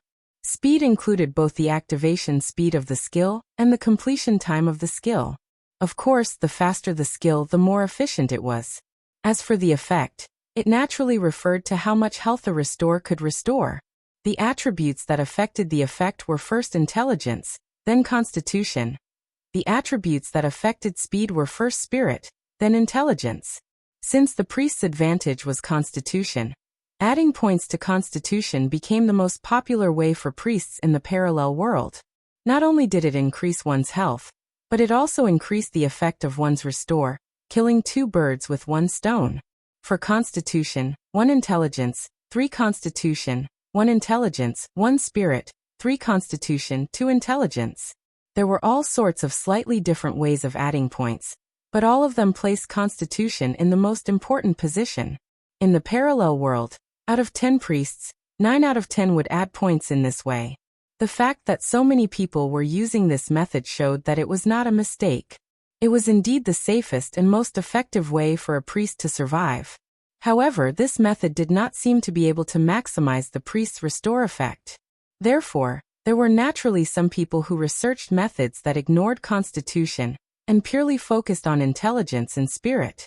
The goal of this method was to maximize the priest's abilities. However, in order to maximize the effect, the two attributes of speed and effect needed to be the most scientific and effective combination. This combination was called the golden ratio by non-Constitution priests.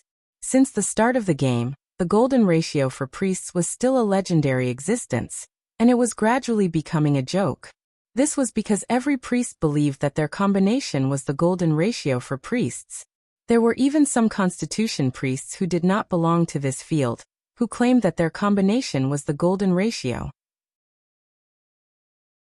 There were many opinions, but no conclusion could be reached. During a party with singing and wine, Against the Current was in the same party as young Master Han. While they were chatting, they accidentally talked about the golden ratio for clerics. Everyone expressed their opinions, and even some players who were not priests expressed their opinions. In the end, Han family young master, who had been silent all this while, said coldly, "What's there to argue about? The strongest priest has the closest combination to the golden ratio." It was this sentence that made Upstream start to pay attention to Han family young master, and he realized that this priest was extraordinarily strong. His skills and awareness were all the best. Upstream had never seen a priest who was better than him in the parallel world. Using Han family young master's theory, he was the priest closest to the golden ratio out of all the priests that Upstream knew. For example, a heal had saved the warrior before the heavenly fire wheel could descend. Then, a few more heal had restored the warrior's HP back to full. Out of all the priests he knew, only the young master of the Han family could do this.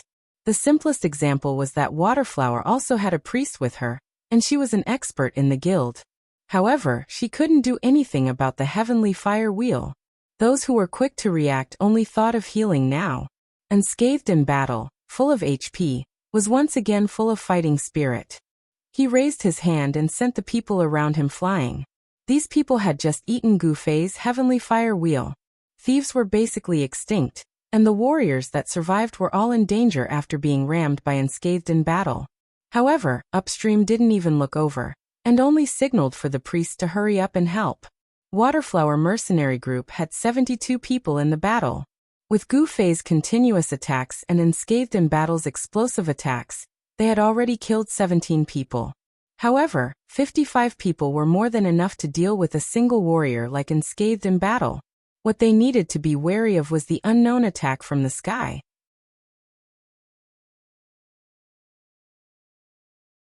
Chapter 229. Without the support of a cleric, the warriors quickly regained their footing and began a heated battle with Unscathed in battle. Unscathed in battle had his back against a tree and was surrounded by 5 people, but he was able to hold on for a while. This showed how wise Unscathed in battle had been to invest most of the loot from the fan meeting into clothing. Warriors didn't have the sneak attacks of thieves, nor did they have the combo attacks of grandmasters of combat. Therefore, it was usually a face-to-face, head-on fight. It was almost impossible to completely avoid damage from the opponent. Kill 1,000 enemies, hurt 800. This was the truest portrayal of PvP between warriors, especially in a battle between warriors.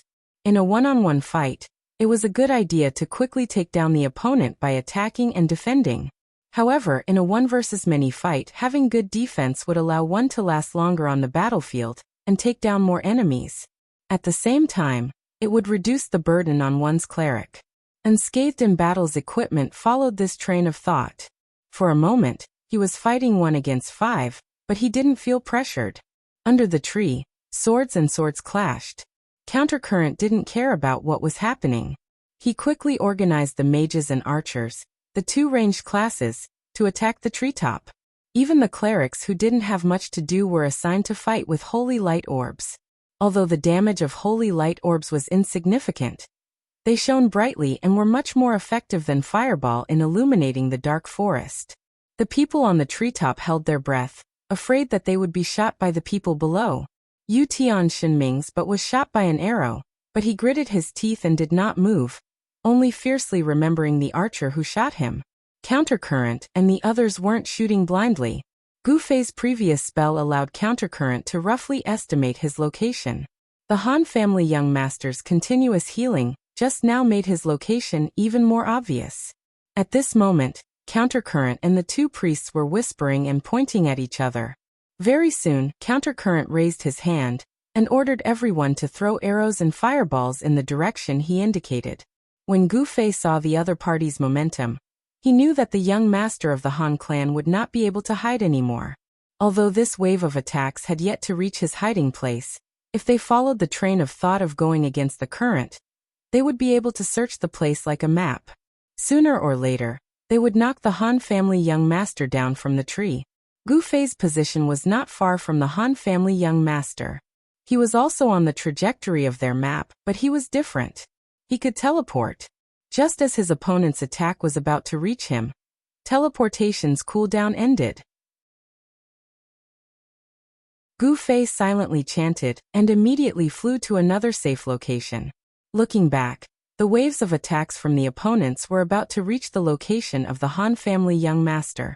Without an extremely fast movement technique like teleportation, if someone were to crawl on a tree to dodge the attacks, they would definitely be discovered by the people below. Simply put, the Han family young master could only wait to be killed. There was nothing he could do. However, he was very calm and did not panic at all. He took out a small bottle of wine and continued to drink. Seeing that the attacks were about to reach him, he threw the bottle down. The bottle was thrown to the place where the battle was raging. Unscathed in battle, and a few warriors were smashing each other's heads, causing them to bleed. The Han family young master's bottle had suddenly arrived, but no one noticed it. With a bang, it landed on a warrior's shoulder and shattered. Ah, that guy's here again. The warriors scattered in all directions as if their butts were on fire, leaving unscathed in battle alone. They all looked up in shock. As the guild leader, Countercurrent felt a little embarrassed. He pointed at a few people and scolded. "How many times have I told you to stay calm when you're in trouble? Did you see what it was? Why are you so flustered?" Actually, they couldn't be blamed. Gu Fei was really too strong, and they were just a little nervous. Countercurrent, who had been looking up at the sky, saw that it was a bottle of wine. He also saw the direction in which the bottle was coming. He had already ordered everyone to attack in that direction. However, he saw the Han family young master suddenly push aside a leaf, poking his head out and smiling. He then jumped fiercely and flew into the crowd. Magic has caught up. At this time, Gu Fei had already received the news. However, the problem was that this tactic had already been seen through by Countercurrent. A few people who wanted to rush up and surround him were quickly stopped by him. "Don't go up. Archers, mages, get ready." The Han family young master fell to the ground with a thud. His body was half squatting, and he grimaced in pain. Falling straight down from a height of 8 meters would definitely hurt him. The archers and mages were already on standby. Seeing that he had landed, they immediately attacked together. However, the young master of the Han family had already calculated this step. He had already observed the positions of the people below the tree. He had chosen his spot carefully before taking the initiative to jump. As soon as he landed on the ground, he rolled to the side without thinking and hid behind a large tree. This position was the blind spot of all the mages and archers who were waiting for Countercurrent. This was the major weakness of ranged classes. All the people who attacked in a straight line missed, but the attacks with tracking arrows and fireballs were able to catch up to the target effectively. Unfortunately, it was useless. After all, the Han family young master was a priest, and one who had reached the legendary golden ratio. Taking advantage of the time difference between the attacks, he easily saved his life. "Hurry!" Countercurrent waved his hand, gesturing for everyone to switch positions and find a place where they could attack. He had thought that by hiding behind the tree, he would be able to see the Han family young master in a few steps. However, after moving a few steps, his line of sight was not blocked by the tree, but by something else. The Han family young master's choice of position was not simple. Of course, things were not that perfect. Finally, an archer found his position, and saw the Han family young master leaning against the tree. He nocked his arrow excitedly. Suddenly he felt a chill at his waist. He turned around in shock, only to see the sword demon's ever-serious expression as he meticulously took care of him. There's another one here. Someone discovered the sword demon's existence, and hurriedly launched an attack in his direction. However, the sword demon's skills were different from the Han family young master's. He shuttled through the forest very agilely. Those ranged classes always had a straight line of attacks, so they could not do anything to the sword demon for a while. 124,253, 120,251, 117,146. The coordinates kept flashing in the sword demon's private message, but it was the Han family young master's guidance. With the guidance of the Han family young master, who had completely grasped the terrain, and was familiar with the coordinates, the sword demon shuttled through the forest. He had already snuck behind the archer, or mage 3 times. Including the previous one, he had taken care of a total of 4 people. Countercurrent felt frightened, and hurriedly gathered everyone not to scatter, but to gather first. In the end, this flustered command once again caused him to lose sight of the other. The sword demon's ghost-like movements disrupted Countercurrent's train of thought. Gather? That would make him face a more terrifying enemy. The archer and mage, who had just united with Countercurrent as the center, suddenly felt hot under their feet. Those who reacted quickly had already cried out. Everyone cried and ran in all directions, but it was too late. The 1,000 layers of flame rose from the ground. These people with low HP couldn't withstand this attack, and only some mages with high magic defense survived. But before they could rejoice, the flames above their heads turned, and an overwhelming fire will descended. The mages and archers of the Waterflower mercenary group were scattered by Gu Fei's pincer attack. The situation was a mess, and even Countercurrent was somewhat unable to control it. The Han family young master, who was hiding behind a tree, even showed his head and replenished the HP of Unscathed in Battle over there. Unscathed in Battle, who had been submissively persevering, suddenly became spirited. It wasn't because of the Han family young master's recovery, but because the cooldown time of the Whirlwind Slash he had used before was finally over. Whirlwind Slash was a powerful skill, but its cooldown time was not short. The Han family young master's recovery made him even more confident, and he didn't care about the attacks of the 5 people. He forcibly squeezed 2 steps forward, and had already used Whirlwind Slash with his 2 swords. Unscathed in Battle's defense was high, but his attack was definitely not low either. The 5 people were madly attacked by him, and their hearts were filled with regret. The 5 warriors all thought that they could easily defeat Unscathed in Battle with 5 against 1, but they didn't expect it to drag out to this point. If they had known earlier, they wouldn't have needed 5 people to attack together.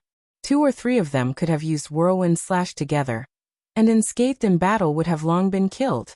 The only thing to blame was the long cooldown time of Whirlwind Slash, which was why most warriors liked to use it at critical moments. 5 people against 1? In this kind of situation, they couldn't be blamed for being frugal, but now they were the ones who were being counterattacked by Unscathed in Battle. Unscathed in Battle had been attacked for a long time, and he had accumulated a lot of rage. His 2 swords spun endlessly, and the 5 warriors were at the center of the whirlpool, unable to resist. Soon, they all turned into white light and disappeared. At this time, Yutian Shunming, who was on the tree, wasn't idle either. Brother Yu, who was not far from him, gave him a power blessing, and he began to look for targets to shoot arrows. It was already a mess under the tree. On one hand, they were afraid of Sword Demon's mysterious appearance, and on the other hand, they were afraid of Gu Fei's destructive airdrop spell. For a moment, no one paid attention to Yutian Shiming's sneak attack. Calm down, don't panic. Against the current anxiously waved his staff and yelled. After the chaos just now, the Waterflower mercenary group lost another 25 people, and now there were only 30 left. What's worse was that more than half of the 30 people were priests and knights, and there were only a few who had real combat power left. Gu Fei's spell went on cooldown after a burst, and the sword ghoul hid in a corner after a sneak attack. Wuxiang took care of the 5 warriors around him, and the phalanx that faced him became the clerics. They had the advantage in numbers, but they were all scared off by him alone. The forest was quiet, and only Yutian Shenming was still busy. He finally found the guy who shot him in the butt. Bastard! Yutian Shenming clenched his teeth. He had not been willing to use his sniper shot all this time just for this moment. The sound of the arrow rang. 29. There were only 29 people left in the Waterflower mercenary group.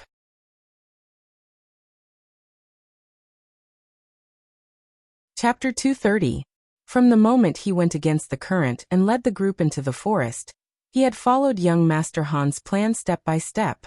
Using one's own people as bait for Gu Fei's AoE spell to kill them? This was only a very small part of the trap.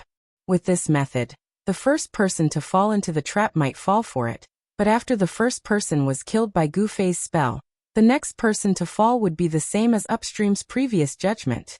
The melee classes would be stopped, and the ranged classes would be used instead. When he went against the flow and made this judgment, he had truly fallen into the trap. The melee classes didn't dare to get close, and ranged classes were restricted in the forest. No matter how many people the Waterflower mercenary group had, their battle strength had already been weakened to the limit. This was the main point of Han family young master's battle plan.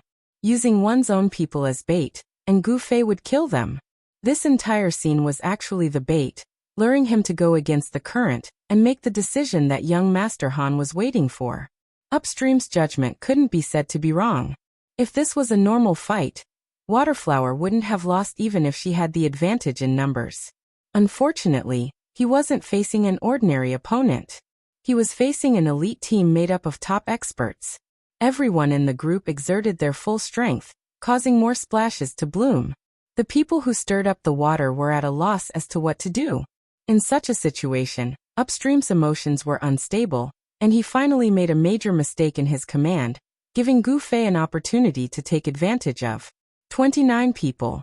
There were only 29 left, and the majority were priests and paladins. The players in charge of fighting in the Waterflower mercenary group finally had the ultimate configuration of their dreams. Every one of them could now have a professional priest and a professional paladin behind them. This was a treatment that only the top experts in the guild could receive. But at this moment, not a single one of them could smile. There was silence in the forest. Gu Fei, Sword Demon, and Yutian Shenming seemed to have discussed it and suddenly stopped attacking. Han family young master was still hiding behind the tree. Brother Yu was still hiding in the tree. Only Unscathed in Battle was casually standing in front of the 29 people. From the start of the battle, Unscathed in Battle's fall from the tree was exposed to the public. However, he was not the one leading the attack. However, Unscathed in Battle didn't really care. Today's battle was a glorious one for him. More importantly, he had earned a lot of points today, which was very rare. He had always been the one with the lowest points among the 6 members of the mercenary group. Gu Fei, Sword Demon, and Yutian Shenming had points for killing enemies. Han family young master and Brother Yu had bonus points for non-combat elements. As for him, the number of enemies he killed in every battle was limited. Sword Demon saw that he always got 1, 2, and 3 points, which was quite pitiful. He actually gave him 5 points for protecting Han family young master and Brother Yu. What a shame. This was simply a shame. The number 1 warrior in the game also had pride, but in this mercenary group, he was actually reduced to a bodyguard. Unscathed in Battle had always been looking forward to a chance to show off, and today he finally got it. But fortunately, Gu Fei saved him at the beginning, or else he would have been beaten out of the game. Unscathed in Battle shuddered at the thought of it. If he had been killed, he wouldn't even have a reason to get 5 points for being a bodyguard. Unscathed in Battle's imagination was running wild. He treated the 29 people in front of him like they were nothing. The young master of the Han family also leisurely walked out from behind the tree, smiling as he watched the river flow upstream. Against the current also smiled bitterly. He was at his wit's end. Today's loss wasn't like the guild battle. That loss had a lot of elements to it, and no one was willing to accept it. But this time, it was a complete and utter defeat, so they had to accept it even if they didn't want to. Just as he was about to say a few pleasantries, the air in front of him suddenly rustled, and the branches and leaves suddenly parted to the sides. A figure had already sprung out, drifting toward upstream at lightning speed. But the people at Waterflower saw it clearly, and they all came to a realization. Wow, so it's a steel wire. The person who flew out was, of course, Gu Fei. He was holding a rope in his hand, and it was tied to who knows where on the tree. In short, he was flying over like Tarzan. Everyone saw this, and when they connected it to Gu Fei's ghost-like movements, they immediately felt that they had found a suitable scientific theory. Dual flame flash. Gu Fei didn't just fly, he also used a big move. He was full of mana after eating the fruit, so he didn't move much after using dual flame flash. He just pointed downwards. With this swing, dual flame flash turned into a flaming dragon, flying over the heads of the Waterflower mercenaries who were still marveling at his steel wire technique. Those who were unlucky enough to be standing in Gu Fei's path were killed one by one. 25. Waterflower mercenaries lost 4 people in one go. However, Gu Fei was not the real Tarzan. Even when he practiced martial arts, he did not practice the ability of a monkey flying around on a tree. When Gu Fei returned to the highest point, he found that there was no place for him to land. As a result, Gu Fei could only follow the law of conservation of energy, turning potential energy back into kinetic energy and flying back. This infuriated the people at Waterflower mercenaries. This was because all the martial arts, science fiction, and even the animal world that he usually came into contact with would use such a flying posture. After a swing, he would definitely land on another tree in a very natural and unrestrained manner. No one expected Gu Fei to be so unscrupulous.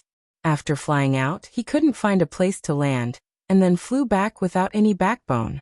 If he kept going back and forth like this, wouldn't it be like playing on a swing? Swings were the main prop used in romantic dramas to send flirtatious messages. Everyone was currently acting out a hot-blooded fight scene, so this was obviously very out of place.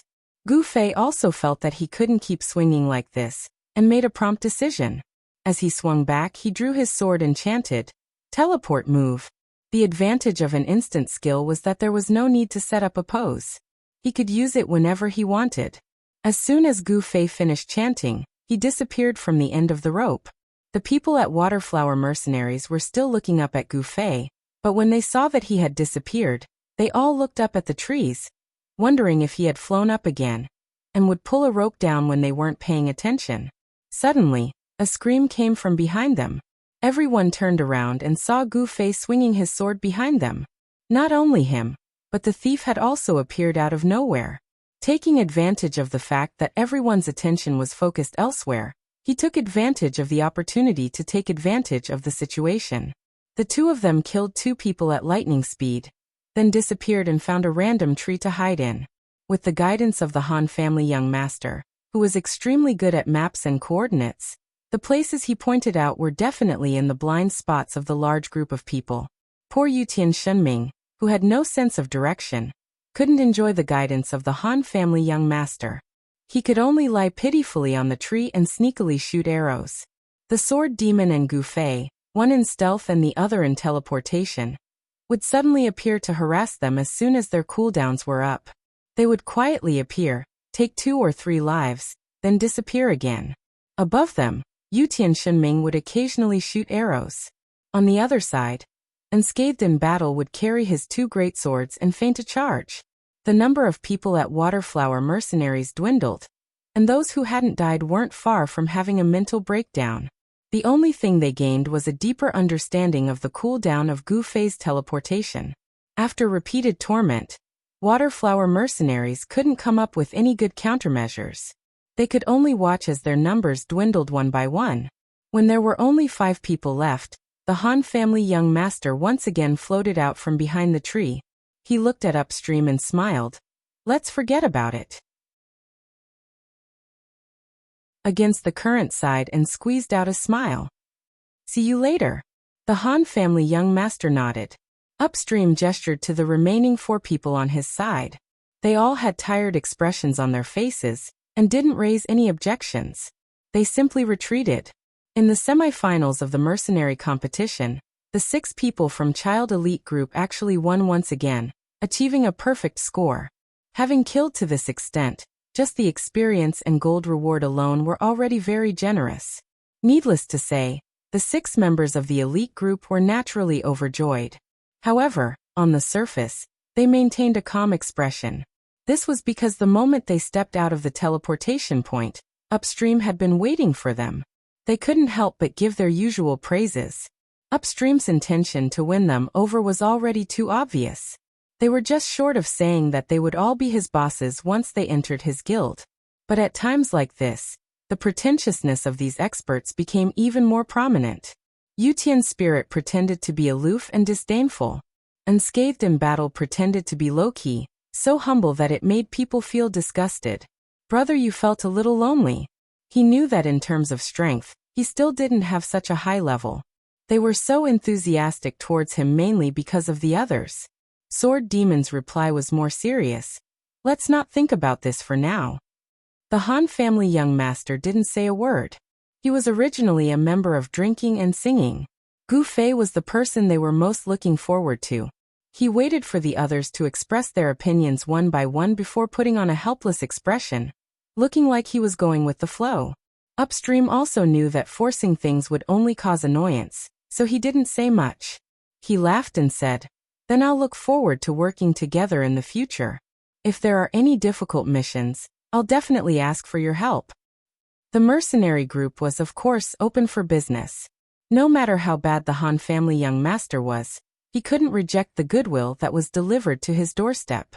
He naturally laughed and said, "We're all so familiar with each other, of course we'll help if there's anything." It was rather strange for a match to be lost in such a joyous manner. There was great harmony before the battle, and it was still great harmony after the battle. This competition finally ended in harmony.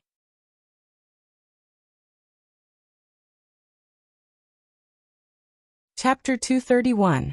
The match between Child Elite Group and Waterflower Mercenary Group was rather slow. By the time they came out, the other match had already ended. The Black Hand Mercenary Group, the #1 mercenary group in Cloud City as determined by the mercenary building, had made it to the finals. One side was called the Black Hand Mercenary Group, while the other was publicly acknowledged as a dark horse. The finals had already been covered with a dark attribute. Although the Black Hand Mercenary Group was the #1 mercenary group in Cloud City, they usually did nothing but grind for quests. They weren't like the Four Seas Mercenary Group, whose members were the elites of big guilds and were more famous. Suddenly facing this opponent, Brother Yu realized that the information he had was pitifully little. He hurriedly looked for his friends and inquired about it on the forums. Intelligence work was the time when Brother Yu had the most sense of existence in Child Elite Group. No one paid much attention to the guild competition later on. The main reason was that there was a huge difference in the number of people between guilds. There were only 2 level 5 guilds in Cloud City. One was Unhindered, and the other was Singing to Wine. Now that Singing to Wine had been hacked by Amethyst, Unhindered had 750 people, and the remaining level 4 guilds only had 500 people at most. The difference of 250 people wasn't something that could be easily erased. At this time, the system announced the latest news. The 2 guilds and mercenary groups that were eliminated in the semifinals will also compete on the last day to determine the 3rd place. The 1st, 2nd, and 3rd place guilds and mercenary groups will definitely receive equipment or items that could only be obtained randomly in the previous competition. As for what exactly they would receive, it was still random. The date of the competition was no longer the next day, but 3 days later. This week's Saturday. This was a rare show of humanity by the system. After all, it was a competition that would give out rewards. Of course, no one would want to miss it. If it was on a normal day, it would deliberately cause trouble for those who had work and couldn't participate at night. All the guilds and mercenary groups were nervously preparing for the competition. The random rewards were not something they could afford to lose. On the other hand, the Child Elite Group was still the same. It wasn't that they were aloof and didn't care, but because they were just a small group of 6. They were very mobile. And when the 6 of them gathered together, it was as easy as eating and drinking. How could it be so easy for a guild like Reigning the Four Seas to gather 750 players for a meeting? It was a Thursday. After Gu Fei went online, he was a little depressed as he arrived at the north gate of Cloud City. Why was he depressed? That afternoon, during the physical education class, Gu Fei felt that the atmosphere was not right as he stood in front of the students. The aura that the students displayed when facing him was completely different from usual. Simply put, the murderous aura was thicker. After teaching the class in this strange atmosphere, Gu Fei was just about to dismiss the class when he was surrounded by more than 20 students. There were both men and women among them, and they were all talking at once. Teacher, come to our guild. Teacher, bring us to level up. Teacher, bring us on a mission. Teacher, I'm so poor, give me some money. Teacher, is there any equipment that you don't want? Gu Fei was dizzy from all the shouting. The other students were very surprised to see Teacher Gu Fei suddenly receiving such a splendid treatment. After inquiring about the whole story, they muttered, "Even the teacher is playing? Then I should also give it a try." Gu Fei glanced at them. Among them, there were many who regarded the teacher's words as an imperial edict and followed everything the teacher said. In the normal teacher's definition, they were absolutely good students. Once they followed his example, they all ran to play online games. If their parents asked, and they casually said, "I learned it from Teacher Gu," would they have a good ending? Gu Fei wasn't afraid of fighting, but these troublesome trifles weren't something that could be solved by fighting. The chaotic situation made Gu Fei miss the Cinder Tree Thousand Flames in the game for the first time. Stop arguing. Gu Fei didn't lose his identity amidst the sounds of the game around him. He didn't forget that this was reality and not a parallel world. In an instant, he put on the airs of a teacher. When the teacher was angry, no student dared to make a sound, at least not in the group that Gu Fei was facing. Don't you need to do homework at night? Play games. Teacher Gu Fei put on airs and scolded. However, these words didn't feel right coming from the mouth of a PE teacher. However, the students still subconsciously lowered their heads and showed signs of remorse. All of you, go run 10 laps on the field. This was the right thing to say. Half of the students immediately felt weak in their legs. The standard field of the school was 400 meters per lap. 10 laps was 4,000 meters, which was 4 times the standard long-distance running for middle school students. Normally, the long-distance running event in the school was 3,000 meters. Only students with strong confidence and perseverance would participate. For 1,000 meters, there were already girls with tears in their eyes. "Teacher, you're not joking, right?" Someone asked timidly. Of course, Gu Fei was joking. The students still had classes later on. For 1,000 meters was too much of a waste of time. He immediately waved his hand and said, "Run 2 laps first, then quickly go to class." The students left with tears streaming down their faces. Gu Fei stood at the side of the track and solemnly looked at them. He didn't urge the students to speed up. All the members of the Ultimate Class 3 of the Parallel World Cloud City Guild were running together on the track. There was no need to explain how united this guild was, right? This wasn't a test, so there was no need to run too fast. However, under the gaze of the teacher, they didn't dare to run too fast. They kept stopping and running. Running 800 meters without stopping was enough to make them tired. Especially for the girls, they all cried and shouted for the boys to run 1 more lap. At this time, the students who were watching the show had mostly dispersed. In front of Gu Fei were only the students of the Ultimate Class 3. They all looked like they wanted to die. Gu Fei was very kind. He waved his hand and said, "Wait for me at the city gate tonight." This turn of events surprised the students for a moment. Then they cheered. Many guild bosses dreamed of Gu Fei's in-game name hundreds and thousands of times, but it was all too easy for students like him to find out.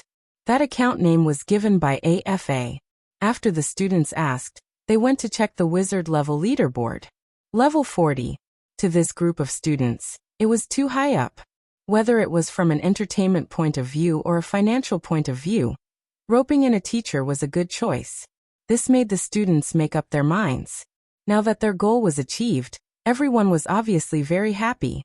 Seeing that Gu Fei was about to leave, Afa had played games for a long time and was more experienced.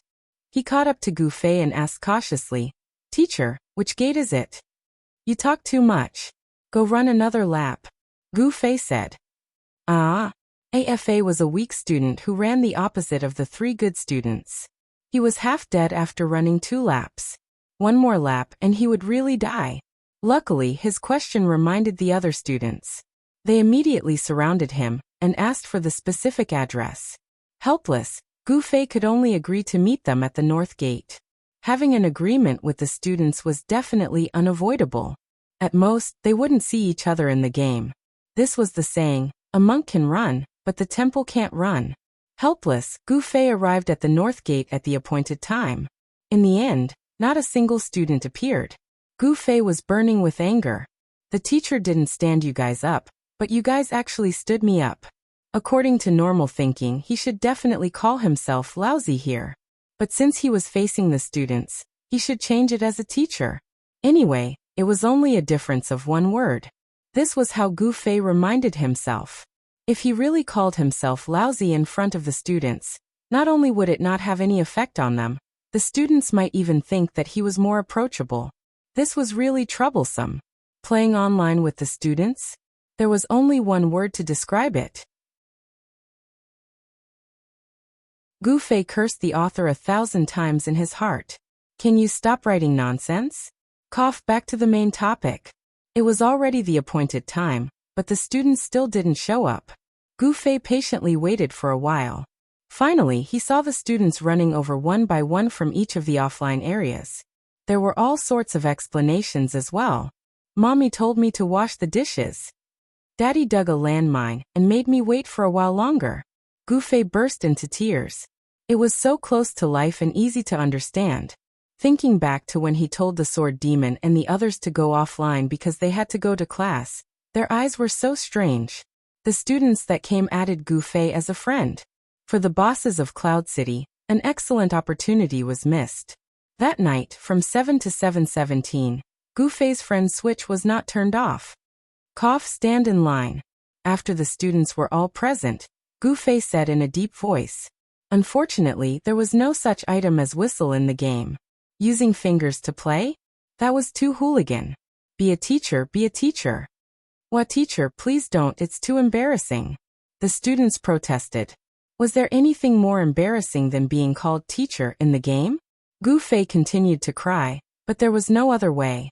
Letting the students call him by his name, even though it was just his ID, was too disrespectful. Calling him Brother Zue like Fireball and the others was even more embarrassing than calling him teacher. Gu Fei wanted to embarrass everyone together, so he insisted that the students stand in line. The students hesitated. Gu Fei's face darkened. "If you don't stand, finish the 8 laps in the next class." The students quickly stood in line. Gu Fei counted the number of people. There were exactly 24, 4 rows and 6 rows. "My PE class representative didn't come?" Gu Fei glanced at the crowd. He did not pay attention to any of them in the afternoon. "No teacher, the number is just right. There were originally 21 people, and 3 more came after the afternoon class." "Oh, it's just the 3 of them. That's 24 people. If there's one more, stand in 5 rows. If there's 21, stand in 3 rows." "What do you mean 24 people is just right?" "IFA, you idiot." A student refuted. IFA felt wronged. He did not think that a group of people would have to stand in line in the game. He said that it just so happened that he was not the type to count. When Gu Fei heard that there were 3 new students in the afternoon, he was distressed. What should he do?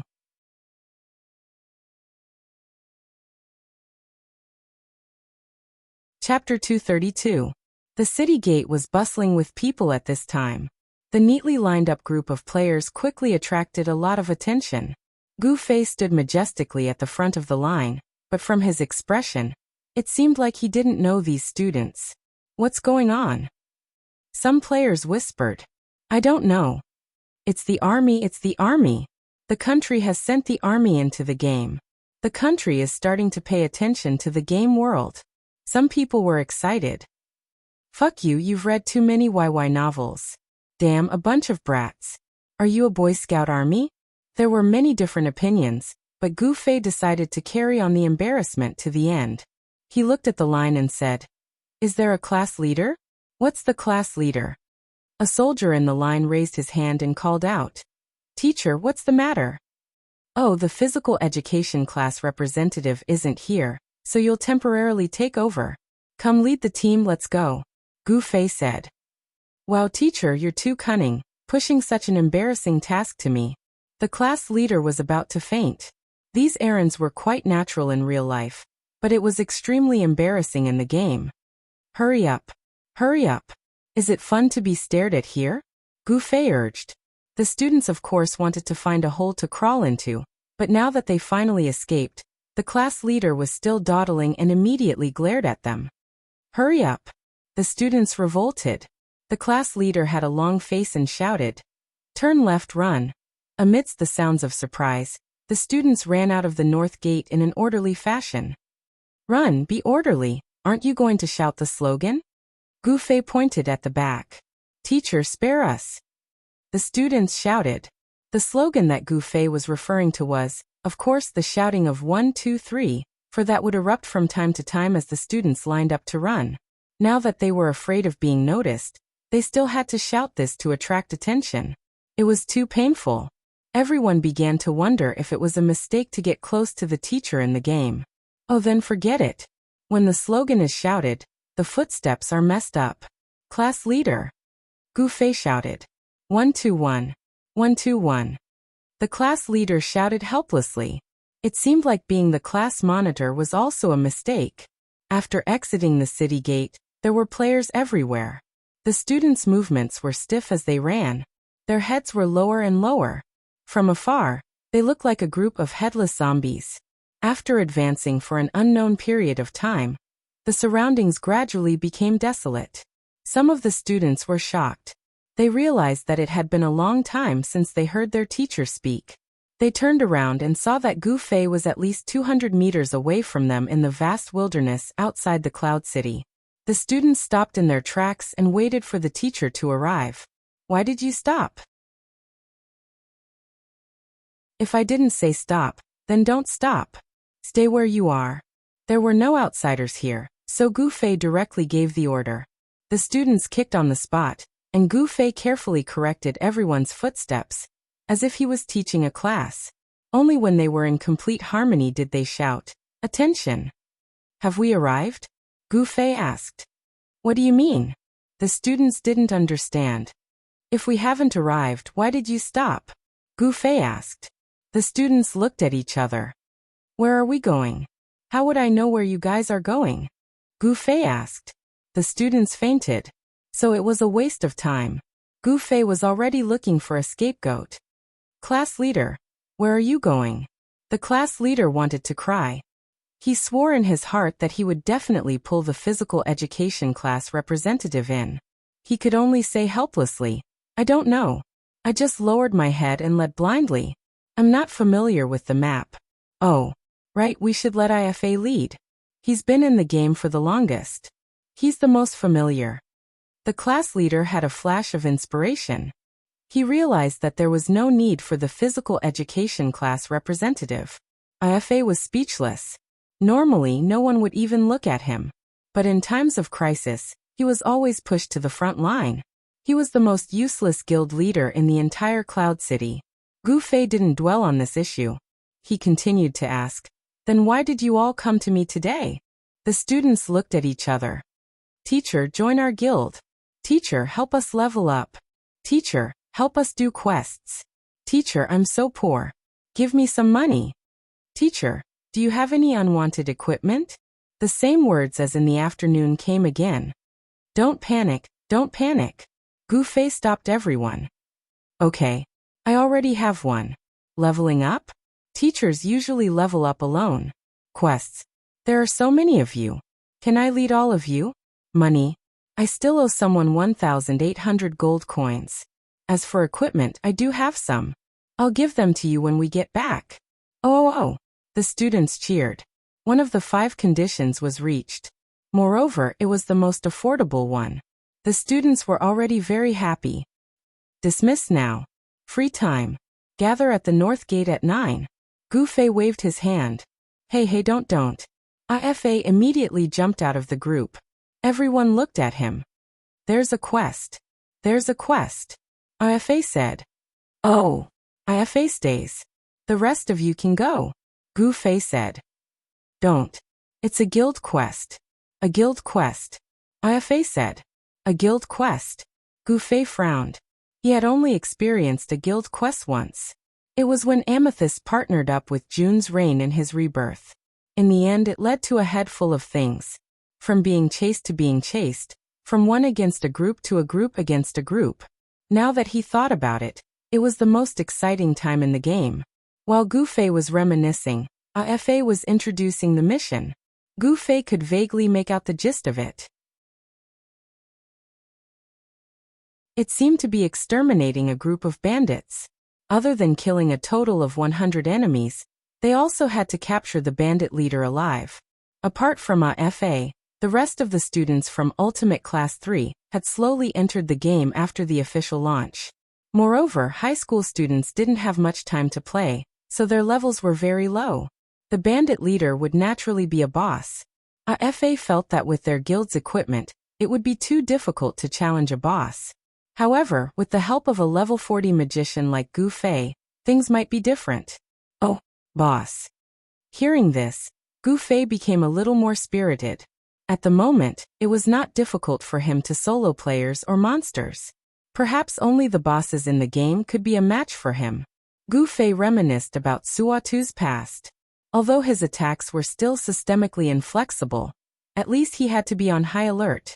This kind of nervousness wasn't something he would experience often. Where are you? Let's go. Gu Fei said. This way. Ifa prepared to lead the way. Gather, get into formation. Ifa lead the team. Gu Fei shouted. There weren't many people in the wilderness, so the students didn't feel uncomfortable. They quickly got into formation. Ifa led the team energetically. He seemed to be enjoying himself. Wasn't that right? Since when did he have such a high status? The team advanced into a valley. This was part of the Cloud Valley, but it wasn't a mainstream leveling area. There were a few players in Luoluo. The neat formation of the Ultimate Class 3 was naturally very eye-catching. A few players stopped and stared at this strange scene. The students were all focused on the mission. They couldn't care about anything else. They marched into the small valley in an orderly manner. They could already see the bandit targets. The mission was split into 2 parts. First, kill 100 normal bandits. Second, capture the bandit leader alive. Teacher, we're relying on you to defeat the boss. The students were full of expectations for Gu Fei. It was always like this in the game. You looked up to those who were higher level than you. However, when you reached a certain level, you would feel that it was nothing. Now you would start looking up to those of a higher level. Little bandit teacher, help us out too. But don't kill them. That won't count as our score. Gu Fei wasn't a member of the Ultimate Class 3. He obviously didn't have this mission in the mission window. The targets he killed were only experience points. Of course, it wouldn't count towards the number of enemies he killed. Teacher, show us your fire 3000 layers flames. Let us experience it. Ifa was looking forward to it. He was only level 34. The flaming 3000 layers flames could only be learned at level 36. Go lure the monsters. Gu Fei didn't mind showing off his skills to the students. Of course, he had to put away the night streamer. Because of the crowd's request, he couldn't kill the monsters.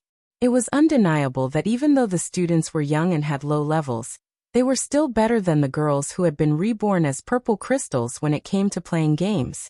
Even the few female students who had been reborn as purple crystals were more outstanding than the girls who had been reborn as purple crystals after a long period of getting used to playing with their classmates.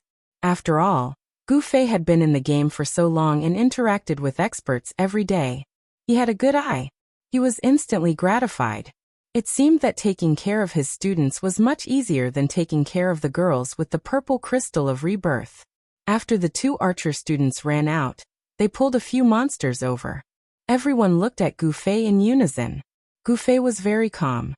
He pointed his finger forward and chanted, "Flaming tree, 1,000 layers flames rise." "Ah, teacher, why are you casting it at us?" The two students who were luring the monsters were stunned.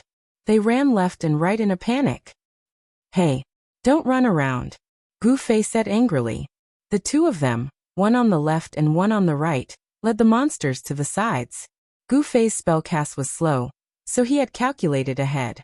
If they had continued to lead the monsters forward, the monsters would have stepped on his 1,000 layers flames of the cinnabar tree. As a result, it was a complete mess. The students were puzzled when they heard that Gu Fei had finished chanting, but didn't see any spells. When the two of them lured the monsters to the left and right, the flaming tree 1,000 layers flames ignited with a boom. Not a single monster was burned. The students weren't super experts, so they couldn't notice the details. They only thought that Gu Fei had cast a spell, but it missed. There was an uproar. "AFA, can the teacher do it?" Someone whispered to AFA. After all, AFA was the most experienced among them. It's okay." AFA was also muttering in his heart.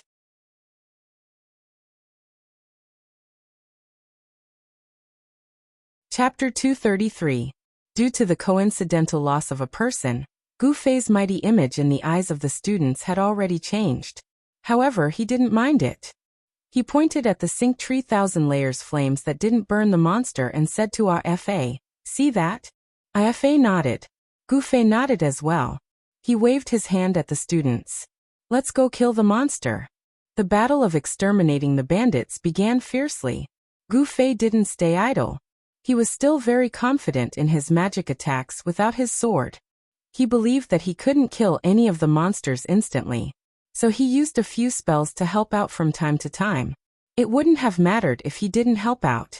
Everyone's heart sank. Some of the students who had some understanding of the game saw how the monster that Gu Fei had killed was still standing strong. They knew that Gu Fei's magic damage was probably not that great. Among them, AFA was the worst. He was the most knowledgeable in the game, and he was a sorcerer. Looking at Gu Fei's skill level, he felt that his damage was probably below his own. That wasn't the end.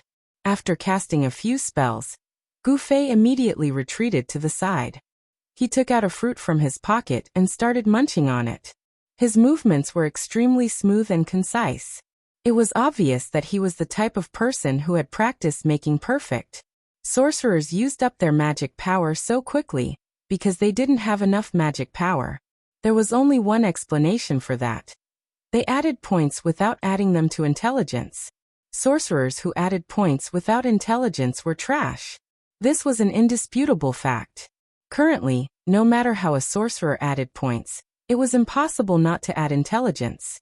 As AFA fought the monster, he ran to the side of Gu Fei, who was eating an apple. He asked timidly, "Teacher, how did you add points?" "All agility," Gu Fei replied. AFA almost vomited blood. The word trash was already in his mouth, but he didn't dare to spit it out. After a while he asked in a daze, "Why?" "Why what?" "Why add agility?" "Because it increases speed," Gu Fei replied. "Speed." AFA mumbled to himself. He could not think of any reason for a sorcerer to place so much importance on speed that he would disregard his intelligence. Just as he was about to ask for more details, Gu Fei suddenly shouted, "Be careful behind you," and threw half of the apple in his hand. It turned out that one of the students was in a daze because he couldn't find his target. He didn't even notice that a bandit had approached him from behind. Gu Fei smashed half an apple on his head. At the same time he heard Gu Fei's warning, "Be careful behind you." He held his weapon horizontally and turned around, blocking the robber's knife. The surrounding students hurriedly came over to help, and in no time, the robber was defeated. Gu Fei was quite satisfied with the students' teamwork. He nodded in satisfaction and urged AFA, who was beside him, "Hurry up and fight the monsters. You're the strongest among them. Why are you just standing there?" AFA had no choice but to swallow his doubts and charge back into the battlefield. With everyone united and helping each other, the operation to suppress the bandits went very smoothly. As they fought, they counted the number of completed missions in the mission panel. 2 more. 1 more. AFA took a deep breath. The bandit leader had yet to appear. Perhaps the second part of the mission would only be activated after killing 100 enemies. Thinking that he would have to rely on Gu Fei, Ifa couldn't help but feel a little nervous. He turned around and stole a glance at Gu Fei before chanting a spell. 100. The students cheered. Gu Fei, who didn't do much during the whole process, was now on high alert. He had the same thought as Ifa. He thought that the bandit leader would most likely show himself at this moment. As expected, after the 100th bandit fell, he didn't immediately stop moving like the other small monsters. Instead, he reached into his pocket, took out something, and threw it into the sky. A sharp sound pierced through the clouds. Only then did the bandit stop breathing. All the students looked in the direction where the whistling arrow disappeared, feeling uneasy. However, no matter how powerful the bandit leader was, he wouldn't just drop from the sky. Gu Fei was currently on high alert, paying attention to the deeper parts of the valley. Not long after, the rumbling of footsteps came from the valley. The students were shocked when they heard the sound. This sound didn't sound like the sound of a single person. Quick! Close combat students, take the front, priests the back, archers and sorcerers the sides. Ifa hurriedly commanded the formation to face the enemy. Unexpectedly, Gu Fei casually walked to the front and waved his hand at the students. All of you, move to the side. The students looked at each other. Gu Fei had already turned his back to them. With one hand in his pocket, he faced the rumbling footsteps alone. Teacher.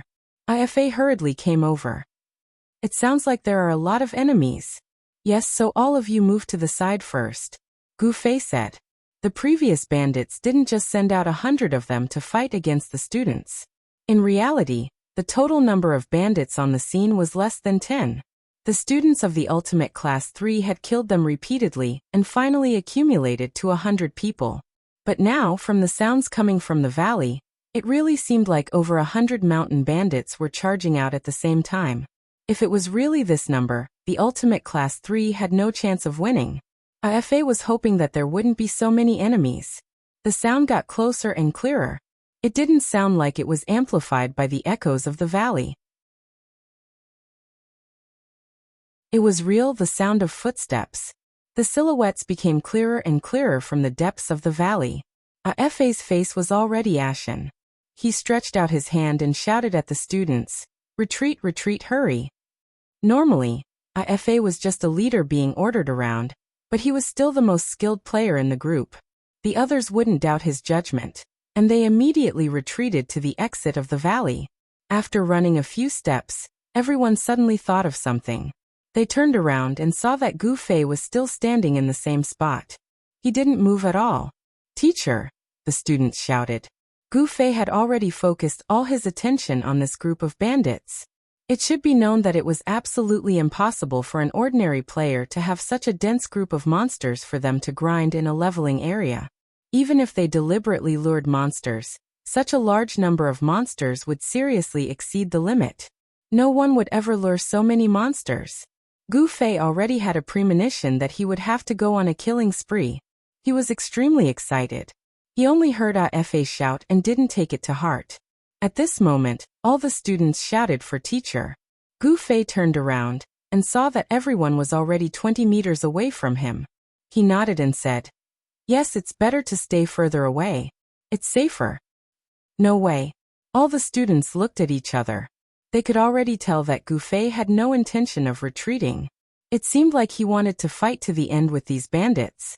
At this moment, Gu Fei had already pulled out the night streamer. Ifa's eyes lit up. He could tell that this glowing weapon was definitely a top-grade weapon. Teacher hadn't used a weapon before this. Ifa thought for a while, and guessed that teacher was afraid that the damage would be too high and kill the monsters directly. Could it be that teacher has a high damage spell that can instantly kill the bandits here? Ifa made the correct deduction. He couldn't even close his mouth. The other students already didn't know what to do. They were waiting for Ifa, who had the most experience in the game, to make a decision. Let's wait and see. Ifa wanted to see if Gu Fei really had the ability to instantly kill the bandits, given how confident he was. If he really had such power, it wouldn't be a dream to annihilate this large group of reinforcements. Gu Fei held the night streamer in a reverse grip. He didn't wait for the bandits to reach him. Instead, he took the initiative to charge forward. Under Afei's nervous anticipation, he didn't even use any area of effect spells. He just charged forward faster and faster. He actually killed his way into the group of bandits. Teacher. So he's going to commit suicide? All the students were confused. Murderous sounds filled the air. The bandits were tough. More importantly, they were simulated by the system. They wouldn't feel any throat fatigue at all. Once the battle started, not only were their hands not satisfied, they even howled like ghosts and howled like wolves. The game producers proudly called this sound effects. Gu Fei, who charged forward, immediately used dual flame flash and instantly killed 4 bandits.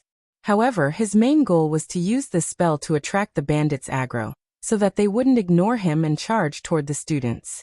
This strategy was extremely successful. The aggro range of a sorcerer's spells was relatively large.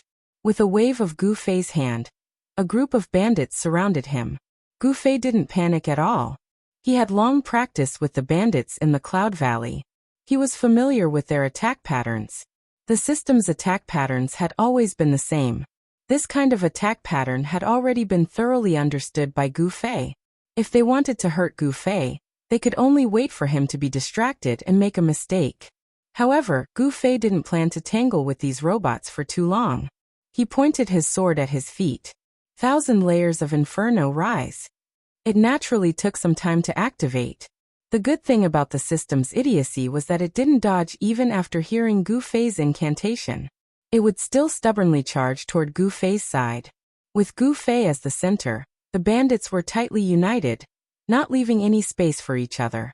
Gu Fei held a sword in his right hand and a saber in his left. He parried attacks from all directions while calculating the time. It's about time. Gu Fei's heart moved. He pointed his finger outwards. Teleportation move. In the eyes of the students, Gu Fei had already been surrounded by the bandits, leaving no room for escape. Afei felt that there was no hope, and was about to call for everyone to escape first. Suddenly, there was a flash in front of his eyes. Gu Fei's figure flashed outside the group of bandits. At the same time, the 1,000 layers of inferno released from the group of bandits started burning rapidly. The well-behaved system bandits formed a dense circle around Gu Fei's position. It was practically a match made in heaven with the 1,000 layers of inferno. The sound effect was still the same, but the bandits had all fallen. Gu Fei put away his weapon and walked toward the students. He clapped his hands and said, "All right, that's all for today. Prepare to end class."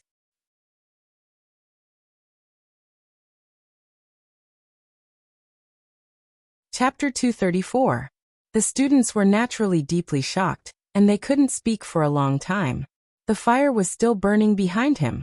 Gu Fei shouted, "Gather up, prepare to return to the city."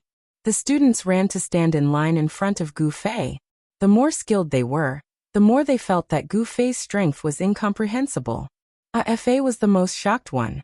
But as the students clicked their tongues, he couldn't help but remind, "Teacher, the quest requires us to capture the bandit leader alive."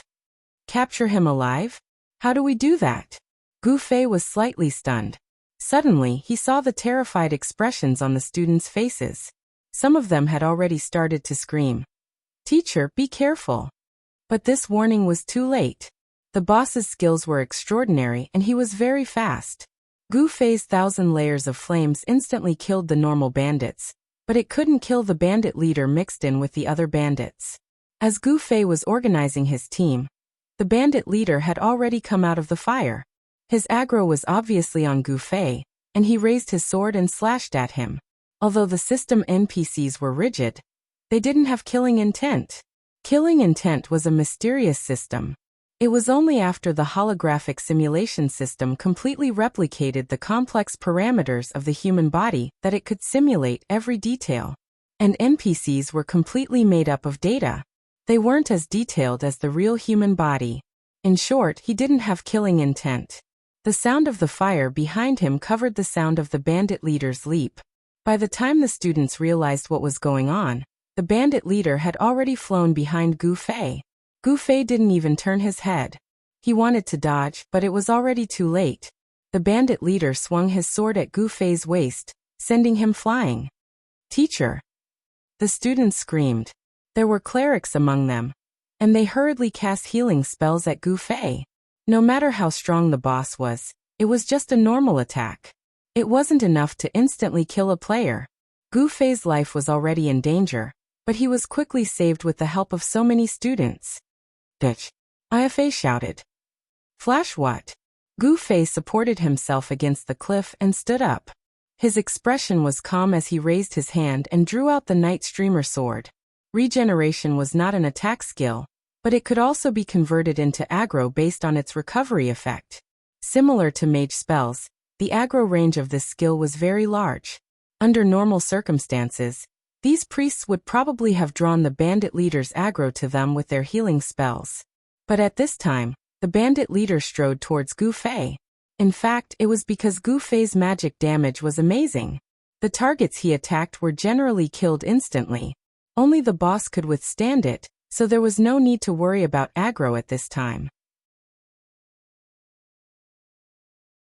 The bandit leader rushed in front of him and chopped down with his sword.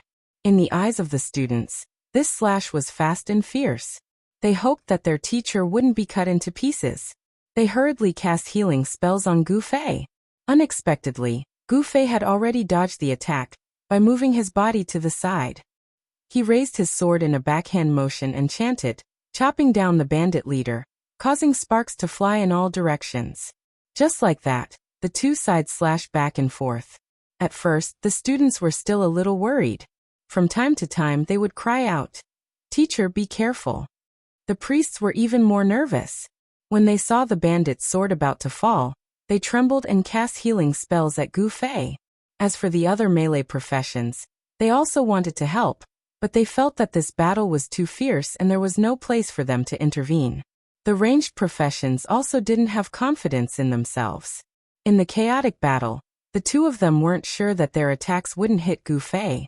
In contrast, Gu Fei, who was in the middle of the battle, was the calmest.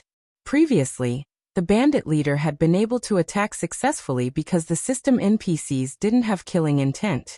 Now that they were fighting face to face, Gu Fei wasn't at a disadvantage. After all, the bandit leader was just an enhanced version of the bandit's attack routine. He was faster and had stronger attacks. He didn't have any crafty or strange moves. However, Gu Fei was still constantly on guard. Based on his previous experience fighting the boss, Sua-Tu, the boss should have a killer move. It was like a normal player's skill, and it would be more powerful than a normal attack. Gu Fei was constantly on guard, but the bandit leader still didn't use his killer move. Gradually, he started to feel uneasy. On the other hand, the students were already relaxed. The priests weren't nervous anymore. The attackers didn't want to help either. Even Afa changed his lines. "Teacher, slow down. Don't kill him. I want him alive. How do I do that?" Gu Fei was depressed. He hated being merciful the most. The mission didn't say anything. Afa was also confused. The mission only said to capture the bandit leader alive. It didn't say under what conditions he would be captured. Find a rope to tie him up? The students started to use their imagination. Knock him out. No one knows how to use sap. Sap was a skill only level 36 bandits had. The highest level in Ultimate Class 3, Afa, was only level 34. At this moment, Gu Fei, who was fighting in the field, felt that the boss's skills were starting to weaken. Gu Fei had already used up all his mana. That was why he had been fighting for so long. If he could use double flame flash every time, he would have killed the boss long ago. The battle didn't last long. Just as Gu Fei was about to stab the bandit leader suddenly knelt on the ground and shouted his surrender. "That's how we capture him alive." The students roared with laughter and started discussing. Gu Fei also felt that it was funny. He didn't stab the bandit leader anymore. Instead, he retracted the sword and looked at Afa. "Is this enough?" Afa nodded happily. "Bring him back to Cloud City and hand him over to the dungeon. Then the mission will be complete." Gu Fei nodded. Just as he was about to say something, the bandit leader, who was already kneeling on the ground, suddenly rushed forward. He instantly picked up the large steel sword that had been thrown in front of him, and swung it at Gu Fei. The speed of this attack was even faster than before. Gu Fei was shocked, but his reaction wasn't for show. With a flick of his wrist, his sword was already at his side, blocking the attack. Unexpectedly, the bandit leader's attack didn't stop immediately. Instead, it continued to push Gu Fei's sword toward his chest in violation of the system's attack rules. In his shock, Gu Fei used his other hand to push the sword, but he still couldn't stop the momentum of the opponent's attack. In the blink of an eye, the bandit leader's sword had already reached Gu Fei's chest. Gu Fei's HP began to drop. What was worse was that the sword was still pressing forward. The bandit leader didn't seem to have any intention of retreating. An aura that wanted to push Gu Fei to the ground spread around him. Gu Fei hurriedly took large steps back. This bandit leader actually continued to press forward in Gu Fei's footsteps. His strength was shocking. Gu Fei had already embarked on the path of fighting force with force. There was no way he could use tricks to resolve this. After a few steps back, he reached the cliff of the valley. Gu Fei's back was pressed against the stone wall behind him. He pushed the sword with both hands and struggled to hold on. However, the bandit leader's expression was ferocious. He didn't show any signs of letting up. How frustrating. Gu Fei was infuriated. He had always been on guard against the boss's ultimate move, but he didn't think that the boss' ultimate move was not an attack, but a feigned surrender. Which motherfucker came up with this? Gu Fei cursed in his heart, but there was nothing he could do. Strength was his absolute weakness. At this time, because he couldn't withstand the opponent's attack, his HP continued to drop. How could he escape? Fortunately, this wasn't Gu Fei fighting alone. The students were stunned by the sudden change in the situation. By the time they reacted, Gu Fei had already been pressed against the mountain wall. The students shouted for their teacher, and one by one, they helped out. Some healed, some attacked, all without a care for their own safety. The bandit leader displayed the usual single-minded spirit of a system product. He ignored the arrows, daggers, knives and axes coming at him from behind. He just wanted to push Gu Fei down to the bottom of the cliff. Gu Fei was shocked by his stubbornness. However, at this time, the clerics among the students worked together. Gu Fei's HP was no longer dropping. Instead, it was being recovered by the clerics. No matter how stubborn the bandit leader was, it was useless. At this time, he was still being attacked by the students behind him. It was only a matter of time before he fell. With Gu Fei holding on with all his might, the clerics healing him, and the other students attacking with all their might, the bandit leader finally lost his strength and collapsed to the ground. This time Gu Fei didn't dare to be careless. He first ate some fruits to replenish his mana. Then he advanced with full vigilance. He stabbed with his sword and kicked with his feet. The bandit leader didn't retaliate fiercely. He only looked at the people around him with lifeless eyes. Gu Fei still had a lingering fear. He asked RFA, "This should be enough, right?" When it came to online games, he felt that he might not be as good as his students. Although AFA was considered experienced, his experience in this parallel world's holographic online game couldn't compare to Gu Fei's. He couldn't explain anything. In the end, the group of low-level students was still brave. Their levels were low anyway. Even if they died and lost a level, it wouldn't be a big loss. A few of them went forward together, took out a long rope from somewhere, and tied the bandit leader up like a dumpling. The bandit leader didn't react at all during this process. Only then did everyone relax. It looked like this mission was going to be a success. The tied-up bandit leader was picked up like luggage by 2 soldier students. The students cheered and prepared to return to the city. Gu Fei, who had almost been killed, was now full of energy. He continued to order the students to line up neatly. It was as if a bucket of cold water had been poured over their heads. The students who were in high spirits immediately bowed down. However, they did not dare to disobey their teacher's orders, and could only obediently form up again. Under AFA's command, they marched in the direction of Cloud City in an orderly manner. They didn't know that at the entrance of the valley, there was already someone waiting for their arrival.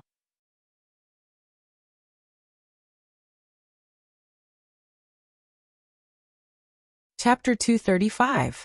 The students of Ultimate Class 3 marched through the valley with orderly and powerful steps. There were no outsiders here, so they didn't feel as ashamed as before. The arrogance of defeating the boss began to rise. Gu Fei shook his head and smiled bitterly at the back of the group. In the end, they were still a group of kids. It would be difficult to make them feel embarrassed. As they marched to the entrance of the valley, they ran into a group of people who were about to charge into the valley. The students lined up neatly, reflecting their near-perfect discipline, causing this team of 27 people to involuntarily feel ashamed. When they saw the bandit leader who was tied up tightly by two of the warriors, the expressions of the 27 people became unnatural. So it's like this. Many people whispered to each other. But among the 27 people, there were 4 who didn't make a sound. They didn't show any strange emotions towards the bandits tied up. An expression of as expected flashed across their faces. Then, they continued to be surprised because of the orderly formation of the team in front of them. A disciplined team would undoubtedly have more fighting strength, especially in a team battle. But in the game, no team would go so far as to use the word discipline. For a team with outstanding fighting strength, people would at most praise them with pretty good teamwork. Teamwork came from tacit understanding. It was easy for 3 to 5 people to understand each other and form a tacit understanding, but it wasn't so easy for 30 to 50 people, or even 100 people. At this time, tacit understanding had to be forcefully displayed. This tacit understanding was called discipline. Obeying discipline was undoubtedly a painful thing. In the game, where entertainment was the main focus, no one would be willing to obey.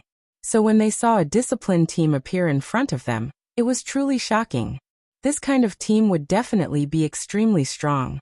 Everyone subconsciously thought to themselves. In the game, there was obviously a more direct and simple method to determine one's fighting strength: appraisal. These 27 people couldn't help but choose their targets to appraise. After confirming the results, they were shocked. This team didn't even have a level 35 player. Moreover, after seeing these 27 people, this team suddenly became dispirited. Their footsteps also seemed very lazy. They didn't have the same neat and powerful luster as when they first saw them. Of course, when these students saw that there were outsiders, they immediately felt embarrassed.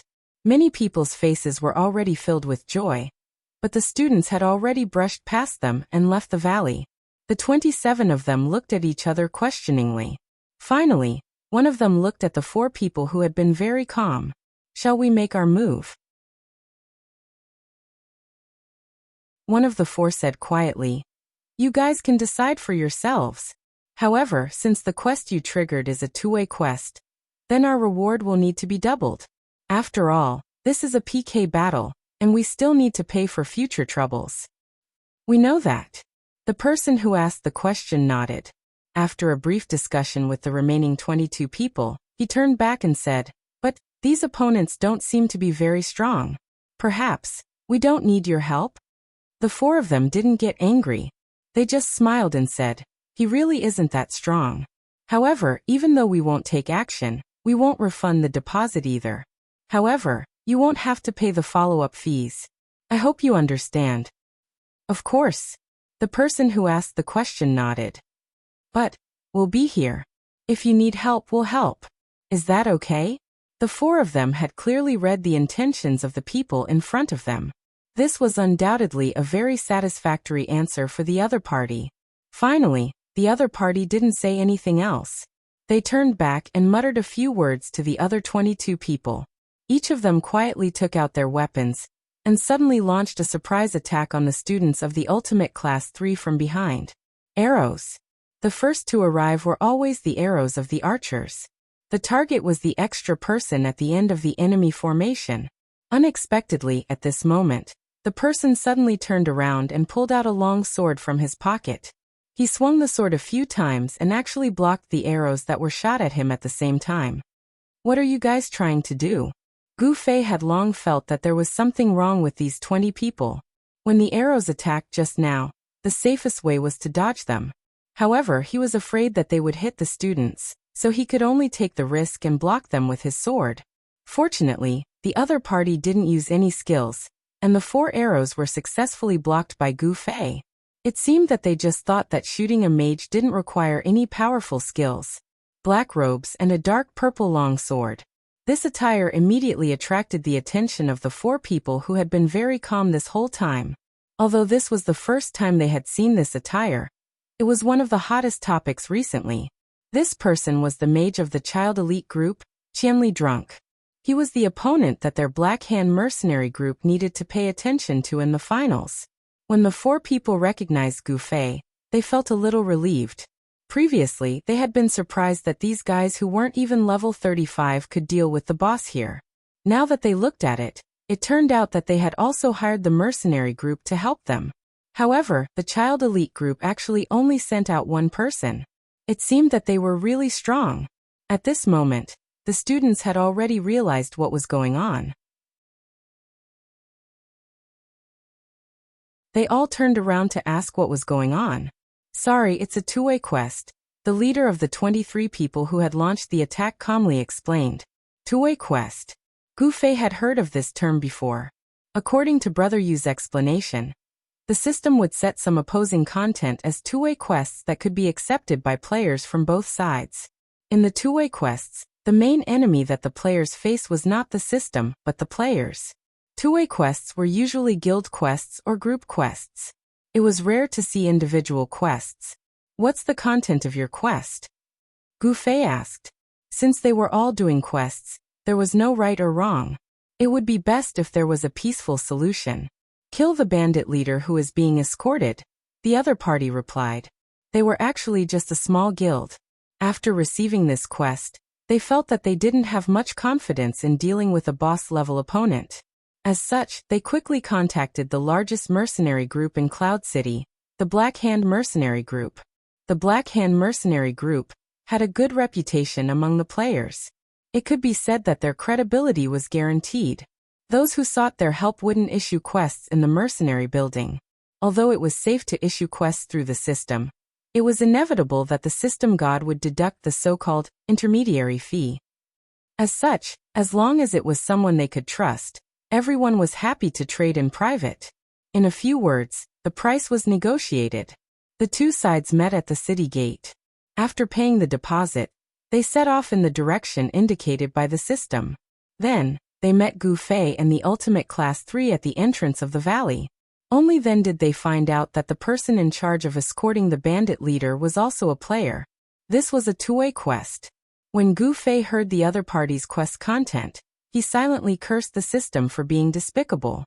The Ultimate Class 3 wanted to capture him alive, but the other party wanted to kill him. There was no leeway at all. It was clear that they wanted to fight to the death. Sorry, our quest is to capture him alive, Gu Fei said. Of course, it's a two-way quest. I believe you guys have the same content, the other party replied. At this moment, someone who had used identification on Gu Fei whispered in the team. This guy is level 40. Be careful. Well, a level 40 player who established a small guild, and then recruited some new people. The players of the small guild didn't know Gu Fei's identity, so they all thought so. How do we deal with this? Gu Fei sighed. We won't give up the quest. The other party was very determined. Gu Fei looked back at the students and smiled. Of course we won't either. If that's the case. The other party all drew their weapons. Their intentions were already very clear. Is there no other way? Gu Fei thought back to the one-on-one system when they competed for the leveling area. The problem was that there wasn't a leveling area, so they could find another one. If they missed this quest, they wouldn't be able to find it again. Although two-way quests were very controversial, the system shut the players' mouths with generous rewards. Almost no one who really received a two-way quest felt embarrassed. Instead, they all felt lucky. It was absolutely impossible to give up so easily. When this small guild discovered that the quest was a two-way quest, he was already excited enough. When he discovered that his opponent was also very weak, he became even more excited. At this moment, how could he possibly back down? When Gu Fei said other ways, they didn't even think about it. The 4 people from the Black Hand Mercenary Group walked forward and asked the leader of the small guild. Are you sure you don't want to help? The small guild leader looked back in confusion. This is Qianli Drunk. Haven't you heard of this name before? The Black Hand mercenary group member briefly introduced Gu Fei. Ah. Everyone was stunned. Gu Fei's identity was only recently exposed, but his legend had been around for a long time. He was indisputably regarded as the strongest person in Cloud City. I heard that wherever this person points his sword at, the opponent will be instantly turned into ashes. His attack power is so strong that it's like a relative of the system. I heard that 20 to 30 people are nothing in front of him. Against drinking and singing, 750 people will be annihilated as well. The destructive power of rumors was this strong. The small guild members were all talking about Gu Fei. The excitement from before was no longer there. They felt that it was unfair for them to meet such a strong opponent. The 4 people from the Black Hand mercenary group stepped forward. The person in front smiled at Gu Fei. I didn't think we would meet like this before the match. Who are you? Gu Fei obviously didn't know these people. I'm called Solitude Under the Moon. The person replied. We are from the Black Hand mercenary group.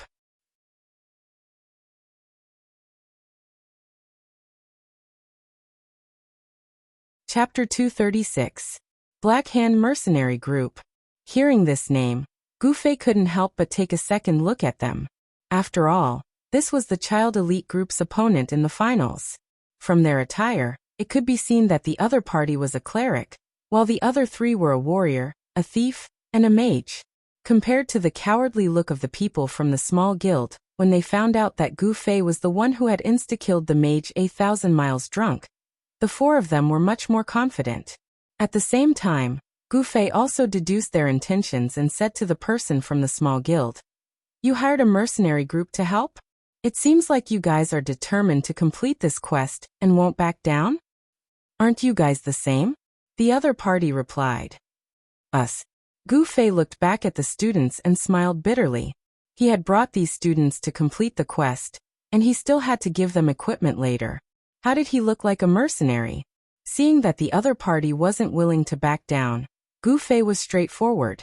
He took out the night streamer and pointed it forward. If that's the case, then I won't hold back. Dual flame flash flash. Seeing that the other party wasn't willing to back down, Gu Fei was straightforward. He took out the night streamer and pointed it forward. If that's the case, then I won't hold back. Dual flame flash flash. Gu Fei swung the sword to his left and right. The 2 thieves had a look of shock on their faces as they disappeared from sight. I have anti-stealth equipment, don't. Gu Fei was about to use a reason that players could understand to remind the thieves not to be so senseless when he suddenly heard a scream from behind him. I have anti-stealth equipment, don't. Gu Fei was about to use a reason that players could understand to remind the thieves not to be so senseless when he suddenly heard a scream from behind him. It turned out that a thief had carefully snuck into the group of students to try and kill the seemingly dying bandit leader. In the end, he accidentally bumped into a student and immediately revealed himself. This immediately proved that Gu Fei's kind reminder was a lie. Don't you have anti-stealth equipment? You didn't even notice that he had snuck into your group. What are you bragging about? However, Gu Fei had clearly killed the 2 thieves who had snuck up to him. Everyone fell into a state of deep contemplation. How could there be any suspense about the thief who was trapped in the crowd? He tried his best to escape from the encirclement. The students were not to be trifled with. More than 20 of them worked together and ruthlessly dealt with this fellow. Although he died a horrible death, his ending was much better than the other 2 thieves who were instantly killed by Gu Fei. This was because Ultimate Class 3 and the opposing guild were in a 2-way quest. Only one party could succeed, and the other party would definitely fail. Moreover, the solution to the problem was usually to fight. The system also didn't want to force players too hard, so during the 2-way quest period, there were other rules for the PK punishment between the 2 sides. Players who died in this PK battle wouldn't directly lose a level. Instead, they would lose 20% of the experience they needed to level up. Moreover, both sides wouldn't gain any PK points. However, Gu Fei didn't belong to any part of this 2-way quest, so when he fought with anyone on the opposing side, it was a normal PK. The 2 thieves he had just killed had already lost a level. At the same time, Gu Fei also had 2 PK points. On the other hand, the Black Hand mercenary group's situation was exactly the same as Gu Fei's. If they had received this quest through the system's official channels, they could also enter the two-way quest and enjoy the special PK rules. However, as foreign mercenaries, they would suffer a 30% drop in level penalty. But now, both sides were going through a private transaction, so of course they wouldn't receive the system's protection.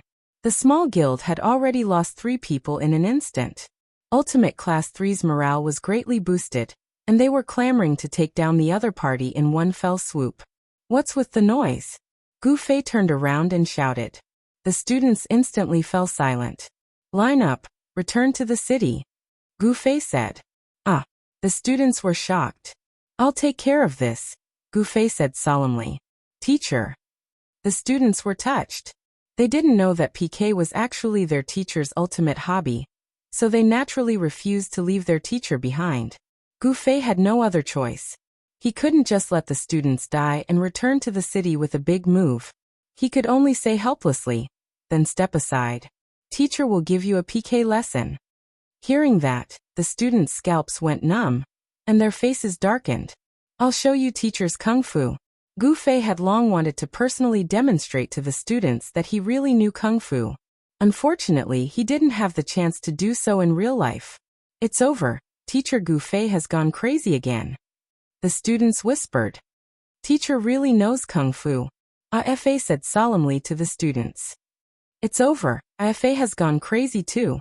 Is it because playing in a parallel world for too long will cause mental problems? There was a lot of discussion. This time, it was Gu Fei's turn to be speechless. However, he had no choice but to speak the truth. He took 2 steps forward in a very imposing manner, looking for a target to attack. Looks like we can only solve this by fighting? Monologue was still smiling. He had already carefully studied the composition of the other party. Other than Gu Fei, the other 24 people looked very young. He was very curious about what kind of team this was. But no matter what, he had already realized that the only opponent was Gu Fei. The rest of the children could be easily dealt with. Hurry up and attack. The people from the small guild didn't move. They all looked at Monologue and the other 3. Gu Fei was undoubtedly a ruthless character. Moreover, if they were killed by him, they would lose a level. The people from the small guild all felt that the money spent on the Black Hand mercenary group couldn't be spent in vain. Against Gu Fei, of course, Monologue and the other 3 had to go up. As for them, they were prepared to bully the group of children while Monologue and the other 3 were entangled with Gu Fei. Their ultimate goal was to complete the quest, so they didn't actually need to kill many people. They just needed to break up the enemy's formation and get rid of the bandit leader they were protecting. After that, the quest could be declared a success. Whether or not they would continue fighting depended on the enemy's reaction. However, Gu Fei was already on guard against this plan of theirs. The main goal of this PK was for the sake of the students. Gu Fei gave up on his favorite to fly into the crowd and fight in close combat. He raised the night streamer in his hand and chanted a skyfall firewheel, and a flaming 3,000 layers flames. Dodging Gu Fei's spells was simply a psychological game. When people heard his chants and scattered, they would always find that nothing had happened. However, when they were hesitantly standing still, they would suddenly find that flames had already ignited above them or below them. This was especially true for people who were fighting him for the first time. They would always suffer this kind of loss. This time, the players who ran in the direction that Gu Fei had set up were instantly turned to ash. Good. The students clapped happily. Gu Fei's gaze fell on Monologue and the other 3. These 4 were truly experts. Just now, Gu Fei had included them in his calculations, but the 4 of them had easily dodged Gu Fei's spells. This was actually quite easy to accomplish. All they needed to do was understand Gu Fei's characteristics. When Gu Fei chanted, they didn't need to nervously run away. Once they saw where he was attacking, they could slowly move away. That way, they would still be able to make it in time. That was how they had been able to easily dodge Gu Fei's area of effect spells back then. These 4 can only be dealt with in close combat, Gu Fei thought to himself. He immediately rushed forward. Brother Qianli, you can only cast 1 more spell now, right? The other said with a smile. You guys are quite knowledgeable. Gu Fei sighed in admiration. Previously, he had dealt with 2 thieves with dual flame flash. Now that he had 2 area of effect spells, Gu Fei could only use this kind of power once more. There are so many of us. How are you going to deal with us? Monologue laughed.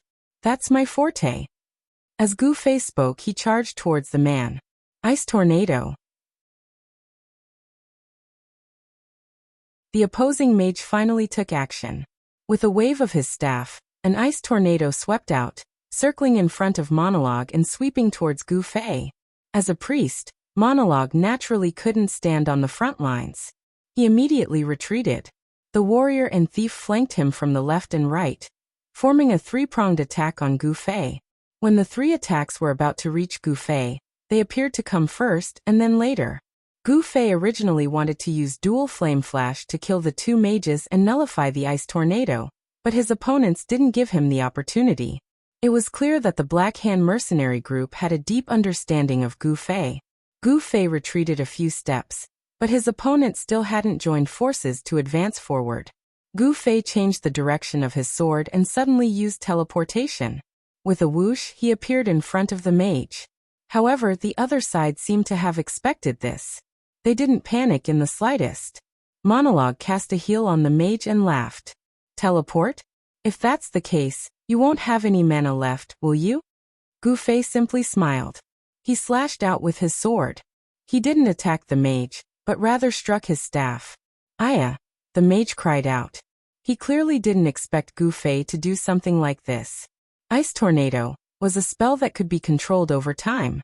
Originally, he was controlling it to attack Gu Fei, but when Gu Fei flew in front of him and hit his staff instead of attacking anyone else, the ice tornado, that was guided by the staff, immediately fell to the side and floated towards the warrior who was just fighting with it. Gu Fei turned around and raised his sword again. Lightning, descend. A bolt of lightning instantly struck down. The thief was struck head-on, and instantly killed on the spot. Gu Fei gazed at Monologue and smiled. I still have a bit of mana left. He then switched the night streak to his left hand and drew Baptism of Flames with his right. He slashed at the mage.